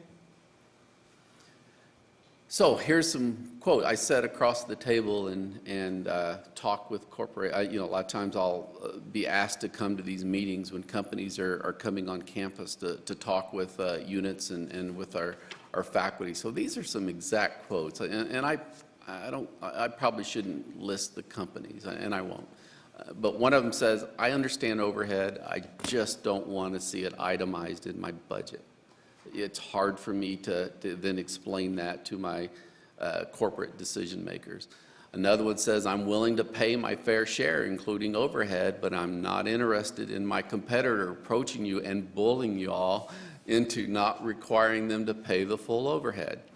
Okay, Connie, I know. And you for said that. transparency, I didn't say either one of those. Those are mine. Those are mine. But I mean, I had the. Although I agree with both of them. Yeah. So I had to provide assurance. I know, you have your individual project view and funding your own scholarship, but I've got to take this view. So, it may mean that you may think I don't understand your individual dilemma. I do.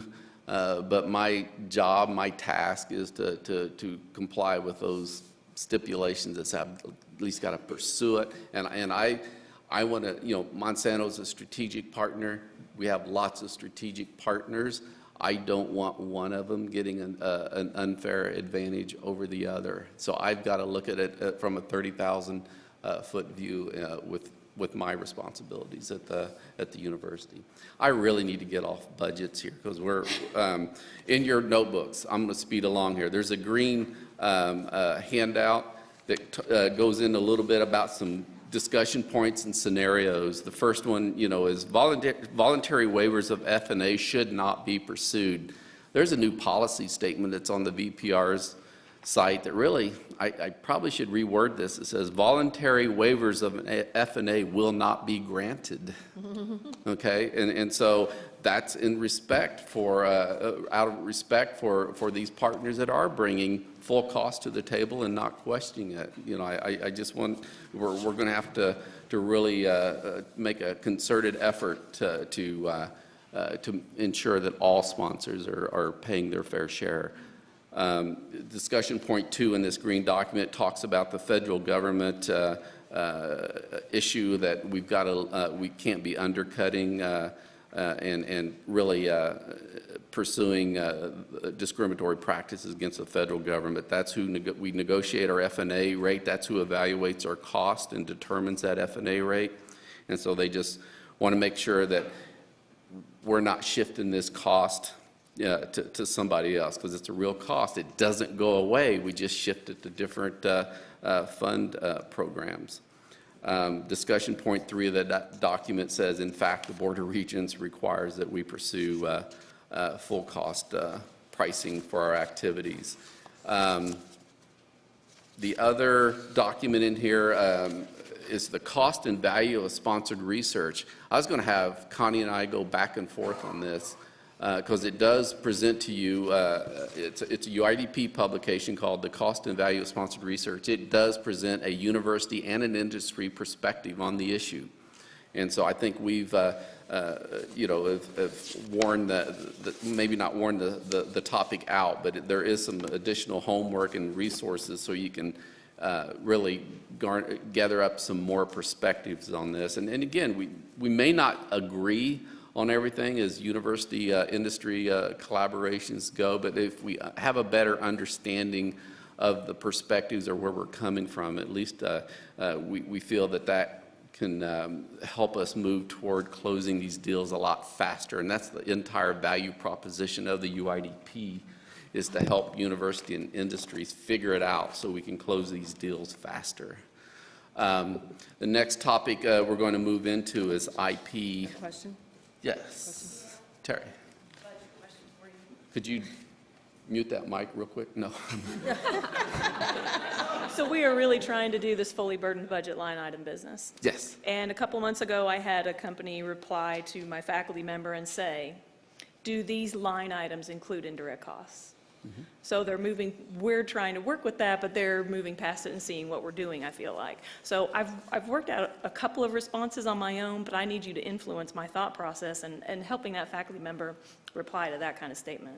Yeah, and again, it's how these costs are presented. You know, if they're presented and explained to the company in the proper format, you know, how can they say, well, yeah, we're going to make you go further below your actual cost? You know, and I think they understand that it's a break-even scenario. That's all we're asking for, is to cover our costs. We're not asking for fees or profit, or you know, these costs aren't a markup. That is our cost of performance. So if I could add to that, I would be very guilty of making that same phone call, just to make sure that I had the total budget, that it wasn't going to come back in a month or so and say, okay, now you owe me 50% more. So there's two chances here. The industry person's trying to knock more off the budget, or that industry person is familiar with having that done in the past, where they had the budget and they only had the line items. There's no F&A addressed in it, and then it comes back later that it's at a higher price. So I think my question to the industry partner is, are you asking just to make sure this is the total? And if they say yes, then they can reply, yes, it is. It's been through research administration and approved. Now, if they're trying to knock more money off, then you've got the conversation that Paul's talking about. So, you know, without knowing who the industry partner was and whether or not they've had university experience enough to know, to make sure, because I told Paul and Katie earlier, if I got in a fully burdened budget and there's not an F&A line, I'm probably going to call them and say, okay, is it included? And if they tell me yes, I'm going to move on. If they tell me no, I'm going to send it back to them and say, okay, now tell me what the total really is. So it could be that the industry person just was smart enough to know that they needed to make sure that it was included someplace. I get that, but that was not the case. They're trying to knock it off again. Okay, so then you got to go into, send in Paul's slides here on this part. That'll confuse them enough that they know not to ask for them, please. Or they'll be sobbing. It's such a sob story. Woe is us. Well, you know what I used to do when I was at the University of Missouri in particular, and the faculty would say to me, well, I'm not going to ask them for overhead because it makes them mad and makes them crazy and they don't want to pay it. And so you can sit there and you go turn off the lights and say, okay, if you're going to knock it down this much, this is what's going to be missing in your lab. And if they say, well, but they really wanted this, and you go turn off the water, you say, okay, that's next. So what else do you want to get rid of? Your phone, your computer, what? Because I really think that there's a lot of people out there that really don't understand what goes into these factors, and really simply the fact that the 50% overhead probably still not going to make you whole at the end of the day. My response to that statement has been, plant your lot in your backyard, set up your lab in your basement, run the checks through your checking account, and see how well you get along. Wow, okay, yeah, that would be a reliable. That's just mean. Well, you Good could go point. another path. You could say, okay, we're going to knock all the overhead out, but you're not going to get an option to take a license. You're not going to see any of the publications, and we're not going to tell you if any inventions come out of this at all. So where's my motivation? So give me a if I gift. did- Yeah. I don't know. Paul, I hear you talking about our costs, and who you're defining as K-State's costs, I would assume, in this manner. But I'm sitting here conducting research in a 25-year-old building. Yeah. And so when my sponsor comes and show me that these F&A costs are really supporting your building, when it's an ancient relic right here, how do you respond to that? Because they're viewing the F&A as sponsoring a different program on the department versus maybe our own specific facilities. Yeah, and so, improving the facility, that's the hard nut to crack. Maintaining is one thing. There are pooled costs across the entire enterprise.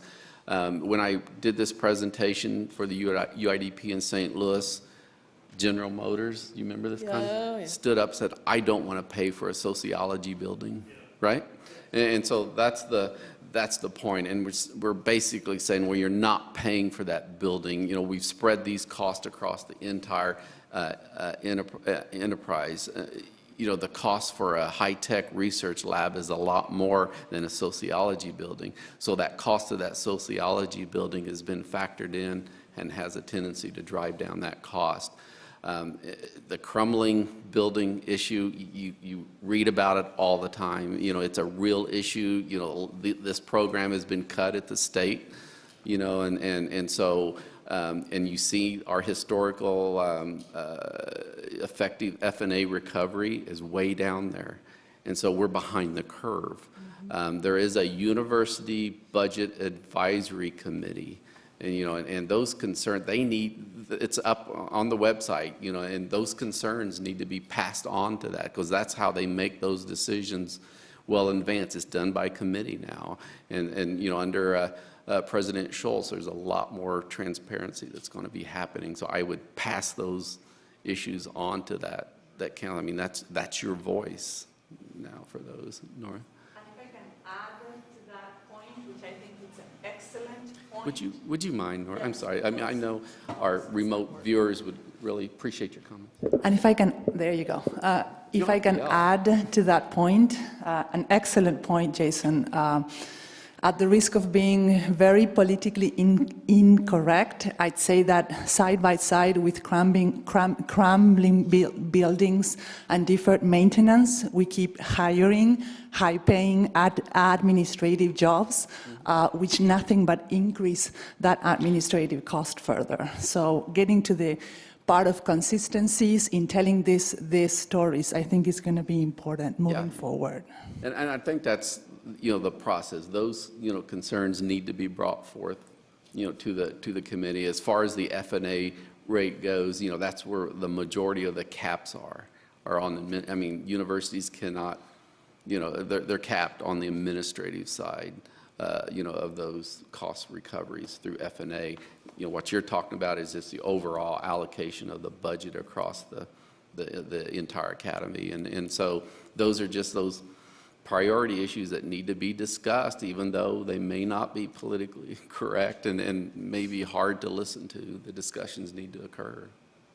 I don't have a budget, so, all right, I don't manage a budget, so I just got all these great people that come in and do all the work, and I just, got to guide them around and support them. So, okay, IP. We've really gone over. Yeah. I told you I had a lot of material. I know, squeezing all this in. IP is another contentious issue, or could be, especially for those industry that have not, or corporate that have not worked with universities before. So when you hear the term IP, it's really intellectual property. Those are the legal rights and inventions, including subject inventions, under the government regulation, the implementation of the Bayh-Dole Act, 37 CFR 401, and it also includes patent applications, the patents, copyrights, trademarks. You can read those for yourself. It's a broad definition. Background intellectual property is that existing technology that the parties bring to the table. A lot of times on service agreements, you're going to have companies maybe bringing in their proprietary materials or proprietary information for testing and evaluation. That's a good way to get your foot in the door with the company, is to convince them, like Tony said, under promise, over deliver on those. So, background intellectual property becomes very important in our industry collaborations, and it's important that we identify those items up front in the interest of transparency. And Monsanto doesn't want to have a barring technology that might result from the project if we develop foreground intellectual property that really rides the backbone of something that was developed previously. So they need to know that they have that the contract verbiage that states that they have commercialization rights, that we can actually deliver on that. We really need to know that too, if the background intellectual property is owned by somebody other than K-State. Faculty members moved from one institution to another, and they're still using the technology from the the previous institution. So I kind of like this UIDB quote. The ability of academia and industry to negotiate and manage IP terms both parties consider fair is contingent upon their ability to understand each other's motivations and objectives. Awareness of other perspectives doesn't imply agreement, like I mentioned earlier, but it can help parties find common ground on many issues. I don't know how many agreements we get for research where it says, the sponsor owns the IP. And again, yes, we have to engage in negotiation, but a lot of that is really education, because we do have lots of issues.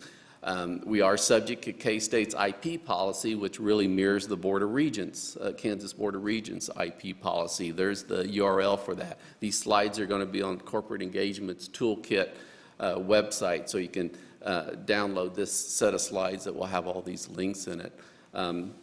In your folder, there's a document, Lavender. Sure. We'll call it Lavender, that's called Public Policy Mandates. And so that's been developed from a lot of experience looking through tax documents. And if you haven't read tax law, tax documents, you got to read them sometime.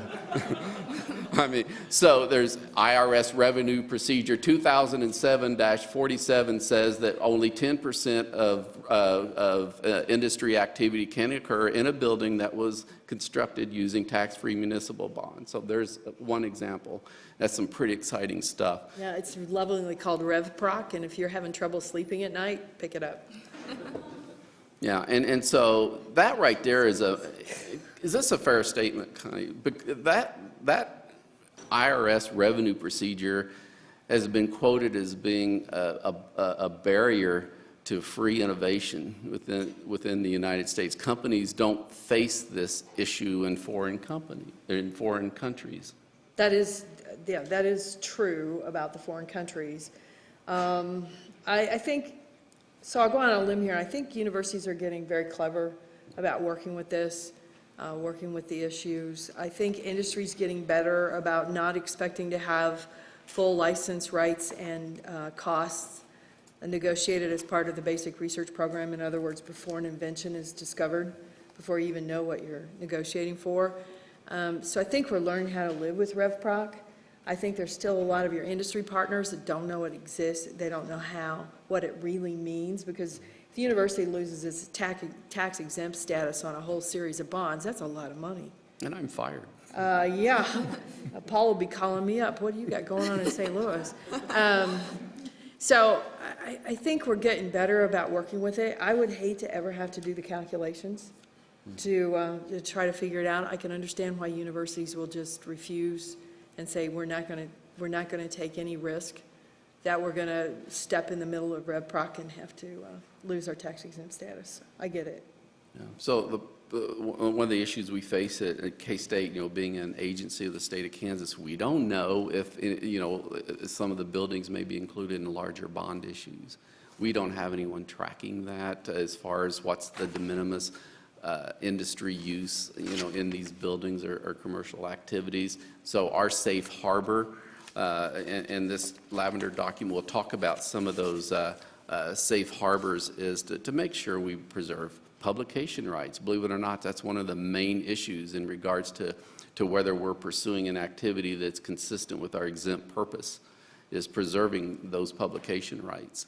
And the other is not pre-negotiating royalty rates before the invention has been invented, not offering those, the tax code says that we can offer no more than a non-exclusive license, up front, and a lot of times ours says for internal research and development purposes. We stay away from the commercialization aspect of it. When it comes time for that, that's a separate agreement with our separate 501c3 support organizations of KSERF and KSUIC, which you heard from earlier in the boot camp series. And so we really tried to be careful to manage these activities. What if a company says we have to own IP or we need to negotiate royalties up front? We've got to handle that with kid gloves. We'll add parties to the agreement you'll see that agreement restructured to say that the commercial activity is separate from the research activity that's in the agreement. We've done it before, but maybe 1 or 2 times is all. So you've really got to handle those with kid gloves. And quite frankly, we've been able to do this. A lot of these innovative approaches that Connie mentioned, some of the universities, quite frankly, I won't say this at UIDP, they're slick marketing plans. What has to happen first, Penn State was one of the innovators. So they rolled out their program. Guess what? Faculty protested. How can you, in the research administration office, make a policy that gives away my scholarship, where I can no longer work on it freely? So that sounds like an infringement on my academic freedom. So what's Pennsylvania doing behind the scenes? Faculty have to agree to give up their scholarship. How many are doing that? Not very many. University of Minnesota has the same program. Yeah. University of Missouri does now, because they have someone from Penn State. They inherited the Penn State VP. They're now, guess what? You have to go down several layers. They have the slick marketing program with these innovative processes, but I've delved down deeper into their website and find before that to happen, the faculty have to sign this form that gives away their scholarship for them to be able to offer those privileges to the company. So I get on my soapbox and say a lot of these things require that our company partners to pay a premium up front. You have to pay for that privilege. We're saying, look, you can't determine the outcomes of our research programs. Why would we want you I'd rather you pay the full cost of the research and not charge you a premium up front for something that's unknown. We're going to promise and commit that we will negotiate in good faith in accordance with standard industry terms for that particular technology. And we're also, our KSERF and KSUIC colleagues are going to determine the maturation stage of that technology and consider that when they're negotiating license deals with companies. But I don't want to pay you up front for something I can't predict, or charge you up front for something I can't predict. So that's why we haven't jumped on that bandwagon. It's interesting, you can add Iowa State to your list. Yeah. That's doing it as well. And on the surface, of course, you guys can imagine, I found this as interesting reading matter as soon as these things started coming out, because I wanted a copy of the agreement. Minnesota says that the company can own everything, but if there's a windfall with the commercial product, then the company's going to own 1%. And so I was doing a NACUA, which is a National College and University Attorneys group, and I was on a panel there, and everybody in the room is abuzz. How can you decide that 1%'s fair? How do you? And I was like, I don't care about the 1%. I want to know what the base is that you're going to charge that 1% against. And nobody would tell me. They don't want to define net sales. 1% could be great. 1% could be horrible, depending on how they define it. But the other thing that most of them don't tell you, and you have to read the fine print, is that they also, as Paul discussed earlier, it's important for the university, they retain the right to publish. That diminishes that waiver of patent rights by at least 60%. And the reason I think that they're finding out that a lot of industry is not taking them up on it is because when you tell industry they're going to own everything, they're going to own everything, and that means publication. And they're going to say when you can publish and when you can't. Well, when they find out that it's been presented to them, they're going to own everything, but yet they don't. Most of them are going to walk away from it. They're going to walk away from the pattern. And like you said, paying a premium for something they don't even know if it's going to come out. So I think they're still trying to find their way with those models. For what it's worth, we haven't entered into an agreement like that. We haven't even considered it at this point. And quite frankly, it's going to be really a different kind of program for us to think about doing that. Yeah, we have, Iowa State, how many companies have taken up on the. John Deere has. I happen to know that for a fact. So they have one. Yeah, but that's the only company I know. Okay, in your brochures, there's a further perspective document. These are really great. Industry and universities sat across the table and hashed these perspectives out at the UIDP. UIDP has graciously offered these to us at no cost for our boot camp. So good reads. I'm not going to go counterpoint with Connie on these just in the interest of time. I've already gone past, and poor Mary Lou, she's going to have to talk like an auctioneer. Sorry, Mary Lou. Gotta love this slide. So I got to give you one more thing on IP. It's real. Katie and I got a call when they were moving into constructing the expansion onto the Derlin Hall to the engineering complex. Katie and I looked at what? So we have to come over. The bond counsel for that wanted to know. Please explain how your agreements qualify as qualified basic research agreements. And so this is a real problem. This is why we really are careful with how the language in our agreements. We had to defend our agreement structure to bond counsel before they would allow that bond issue to proceed. We had to explain that these concepts are in place, that we're preserving our faculty members' right to publish. We're not pre-negotiating F&A rates. We're determining, in regards to research statement of work, we're the one that's determining that they will be, what manner they will be performed. There's the royalty-free license issue in there, and so all of these are real problems. You're going to come across. I don't know if I have this definition in that public policy mandate brochure, but it's a real issue. Katie and I were shocked. Well, geez, I hope we pass this test. So obviously we did. That engineering complex is looking pretty awesome right now. So we passed that test. But it's a real problem. And what we've got to find a way to do is to make sure that we're able to jointly pursue our respective missions with every industry university collaboration. We want our industry partners to go forth and capitalize in the marketplace. But while doing that, we need to preserve our right to pursue our public policy mandates. Geez, that's my topic too. Conflicts of interest. Anyone? Connie, would you tell what your concerns are? And we really need to move this on. So I'm not going to go through my notes. There are the quotes from the K-State's conflict of interest policy. The university encourages faculty to consult. That's encouraged. That expands the breadth of your scholarship. But there are certain times when those engagements need to be managed because they might create the appearance of a conflict of interest. So a public concern would be situations in which a researcher holds a private consulting contract with the sponsors who also fund their research program. This creates the perception of a potential for bias.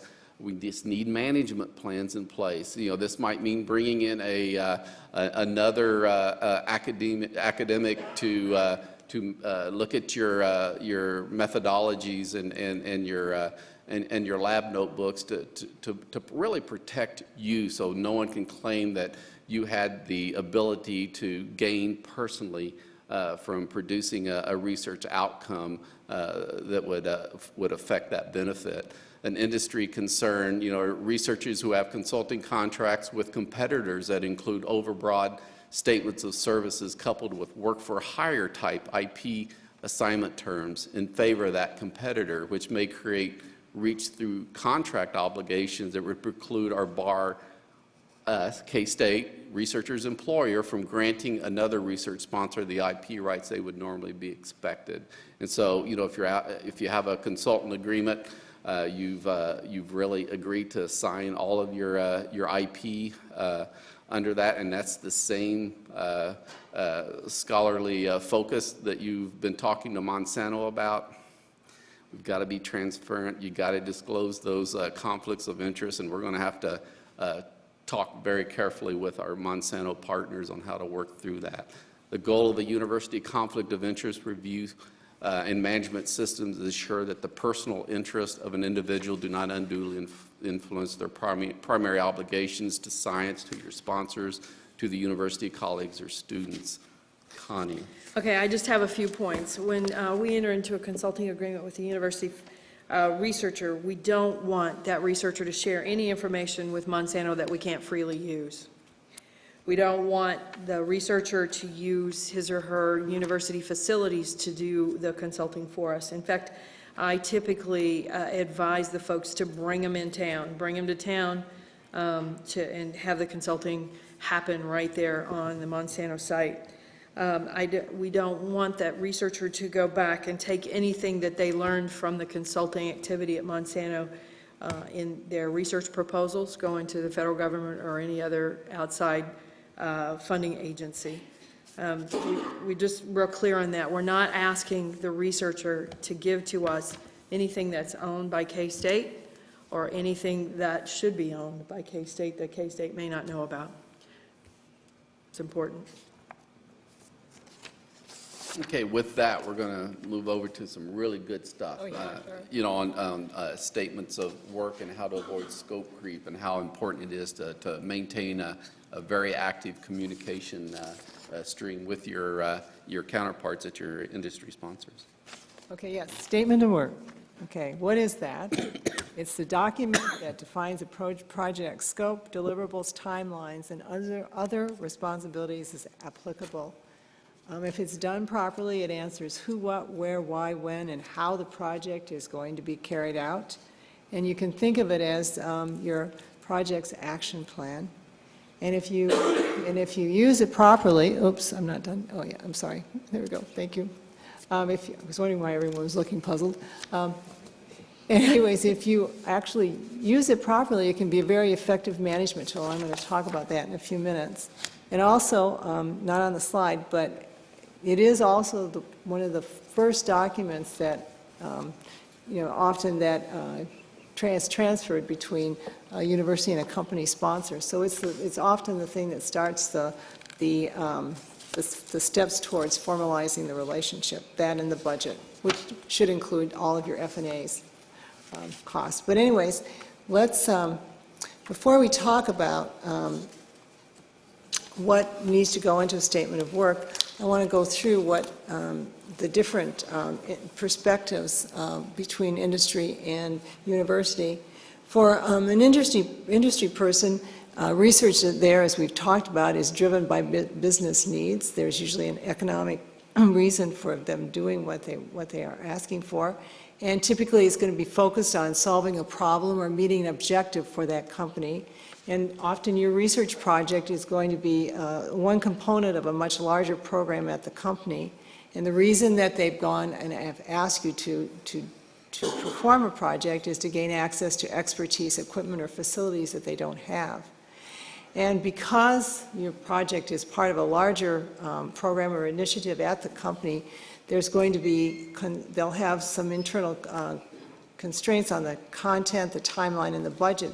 And they all have to fit in within the objectives and constraints of the company's larger research and business objectives.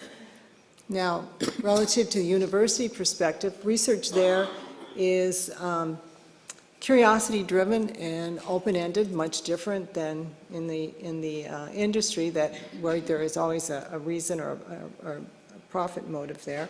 You focus on creating knowledge. University researchers are used to having a grant-funded environment, and in that regard, you have considerable freedom to pursue your own scientific interest, and you also have a great deal of control over the progress, direction, conduct, timing, and dissemination of results. Much different than what we said for the company environment. Okay, now let's talk about, and really a statement of work in many ways is like a grant proposal. I mean, they're analogous, they're not alike. I know Connie wants to make sure that you know the difference, but they actually serve the same purpose. They're analogous documents, but they are very different from one another. In a grant situation, the funder usually plays only a very small role in influencing the content of the proposal. There are the RFAs that you get from a funder, and they will have objectives and goals, but those are usually very generally crafted, and of course there'll be some formatting requirements, but they don't really have a lot of influence in what you write, because you're pretty well free to set your project direction, timelines, milestones, and in your proposal, those are typically very generally described and are flexible, and if you don't necessarily get everything done within the period of time that you've talked about, it's usually easy to get a no-cost extension. Also with grants, IP ownership is typically not a big issue. Now, with statements of work, your sponsor is going to will likely have significant contribution to the content because they have, as we said, an objective for asking for that work. And so they want to make sure that when you complete the project, you provide them with what they wanted, with what they need relative to that project. And also in developing a statement of work, IP is an issue, and you need to be careful in putting it together and making sure that you do not include background or unrelated IP. And there are, as Connie mentioned, there are time constraints that the company is working under, and therefore there's not as much flexibility in terms of determining your deliverables and budget and the timeline. And they have to be, meet the company's objectives. And because of that, as Connie has said, no-cost extensions are harder to obtain. All right, now what goes into a statement of work? Thank you. Am I not doing that? Thank you very much. I'm not. There we go. All right. All right, the content for a statement of work, usually it starts out with an introductory paragraph. It has a short background and a problem statement. It answers the question of why you're doing the research. Then there should be a statement of goals and objectives and effectively answering what you're doing. And then the approach follows. And these typically are very specific and task-oriented and address how you're going to do it. And they should be typically much more specific than what you would put into a grant proposal. Typically, you do not include any preliminary studies or literature review, because when you do that, you do run the possibility of bringing in the whole issue of background IP, so it's a good idea to keep them out of it. You also should have a section on roles and responsibilities, particularly if the company is going to be is going to be doing part of the research or providing you with some equipment. And also internally, you should have a good idea of who's going to be doing what parts of the project. And then there'll be a timeline and milestones section where you specifically lay out when you're going to do what you've said in your approach. And then finally, there's a section that addresses deliverables that will say what it is you are going to accomplish with the project. And again, it needs to meet the objectives that your sponsor is looking for. Now, some advice in putting together the statement of work. There we go. You need to keep it simple, just the facts. You should avoid contract language, and those are things that deal with IP or anything dealing with publishing. Those, of course, go into the contract, not in the statement of work. When you put the statement of work together, as Connie has said, it's a really good idea to work closely with your pre-award services group, Paul and Katie. They've gone through they put together a number of these. They know the pitfalls that can come up, and they can help you with that. And also, you need to work very closely with a sponsor because they have a specific business need, and the statement of work, if it is going to be acceptable to them, needs to include that. And then also, you need to be realistic about your deliverable schedule and budget. You need to think through what you're going to be doing and make sure that the schedule and budget reflect that. And as Connie said, it's hard for them to come up with additional money or whatever, or if you don't meet the timelines, it does cause issues within a company. And the key thing to do is to think that through and make sure that you underpromise and overdeliver. Because if you don't, you're in the opposite situation, which is over-promising and under-delivering, and that usually means that your sponsor's not going to come back to you again. And you're not going to continue the relationship. If I could add too, it's really important for us to know if you're going to need Monsanto materials, and probably for any other industry department, if you're expecting to use our materials when you're putting your scope of work together, let us know then, because it's a lot easier to put that whole process through at once than it is to come back as soon as the agreement's signed and then have the request for materials.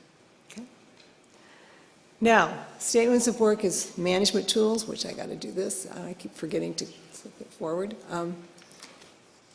Unlike a grant proposal, you shouldn't just throw your statement of work in the drawer. They really can be used as management tools. And the thing that you should be really doing, as Connie said, is you should have frequent contact with your sponsor, talk about your project, how it's progressing. The statement of work itself can serve as a focal point or a point of reference and as a guide to what's expected. The statement of work also is a great tool for continuity if there's a change in your project manager at the company that you're working with. And the other thing about the statement of work, if you keep revisiting it, is you can see whether or not things are kind of evolving away from your statement of work, because things change as you go through a project. You find out things that you didn't know before. There might be new discoveries, or the company may have some changes in their own priorities. And so you need to use this statement of work to help you avoid something called scope creep. And this is a process by which a project grows beyond its originally conceived scope, or in terms of dollars, or your timeline is not being followed, etc. And you can prevent it by making sure, first of all, you have a good, clearly defined scope of work. But in addition, if you continue to visit your statement of work, using it as a good management tool, you can see this happening as you are going through your project, and you can hopefully avoid it. And the key thing is you have to recognize it when it happens. And there you have a number of options. Probably the worst option is if you are really deviating from the original statement of work, if you just go ahead and go along your merry way, because what may happen is that you'll have a product that's not worthwhile to your company sponsor, and that's not a good formula for a good continued relationship. Another way is to pull your project back to its original scope and try to get back online and get back on track. However, you may have found something that might be important to the company, and if you contact them, you may be able to do some changes. Now, the best way is to have continual contact with your sponsor, so that when you start to have scope creep, you can decide whether or not that's the way that that they agree with what you're doing. And the key thing there is to do a modification to your statement of work. There's actually a form within this binder that addresses modifications. And if you do that, if you have it in writing, that means that both sides are agreeing to the changes that have been made to the statement of work, and it also protects you because it's in writing that what how you've changed your statement of work. And also, if you have a change in your program manager, it helps you with, the continuity with the project. Now, in summary, there are a couple of things. The key thing that you need to do is to make sure that you have a good statement of work, and it's always good to have your people in pre-awards help you with that, as well as work with your sponsor. Make sure you use your statement of work as a management tool, and you can use it to avoid scope creep, which if you do not handle that crop properly, it can make it so that you do not have a good relationship with that sponsor, and it continue to, to maintain a good time, yeah. Well, I'd like to add to that, too, her last point there, the provide continuity, be able to work with it if you're project champion, it's late, project champion changes positions within the company. That happens all the time. Folks at Monsanto, I mean, one of the great things about working at Monsanto is that you can move through different groups and move quite often. Some people don't stay in a position longer than 6 to 8 months at Monsanto before they move to the next one. And that's great for them, but sometimes projects do suffer from that because they lose their internal champion. It's good to make sure that your champion on the industry side has a team, and that there's more than the one individual that understands the program, and that the program is important to that person, so that when that happens, because just the reverse happens when your PI leaves K-State and goes to another university, we suffer from the same downsides to having one touch point here. So it's something to think about. If you can, ask for a team of people to work with you from the company versus just the one individual. Because sometimes, you talked about one, I think it was at one of the meetings, where sometimes the investigator and your person, they get all excited about the project, and it can actually kind of go off the rails, and it may not necessarily be Right. the overall company's choice for that particular project. That's very true. So if there's a team behind it, then you've got more input and a greater ability to continue the project without interruption if somebody changes positions within the company. Okay. I think that's it. You're troopers for hanging in there for all of that, so. Thanks. Let's show our appreciation for the panel.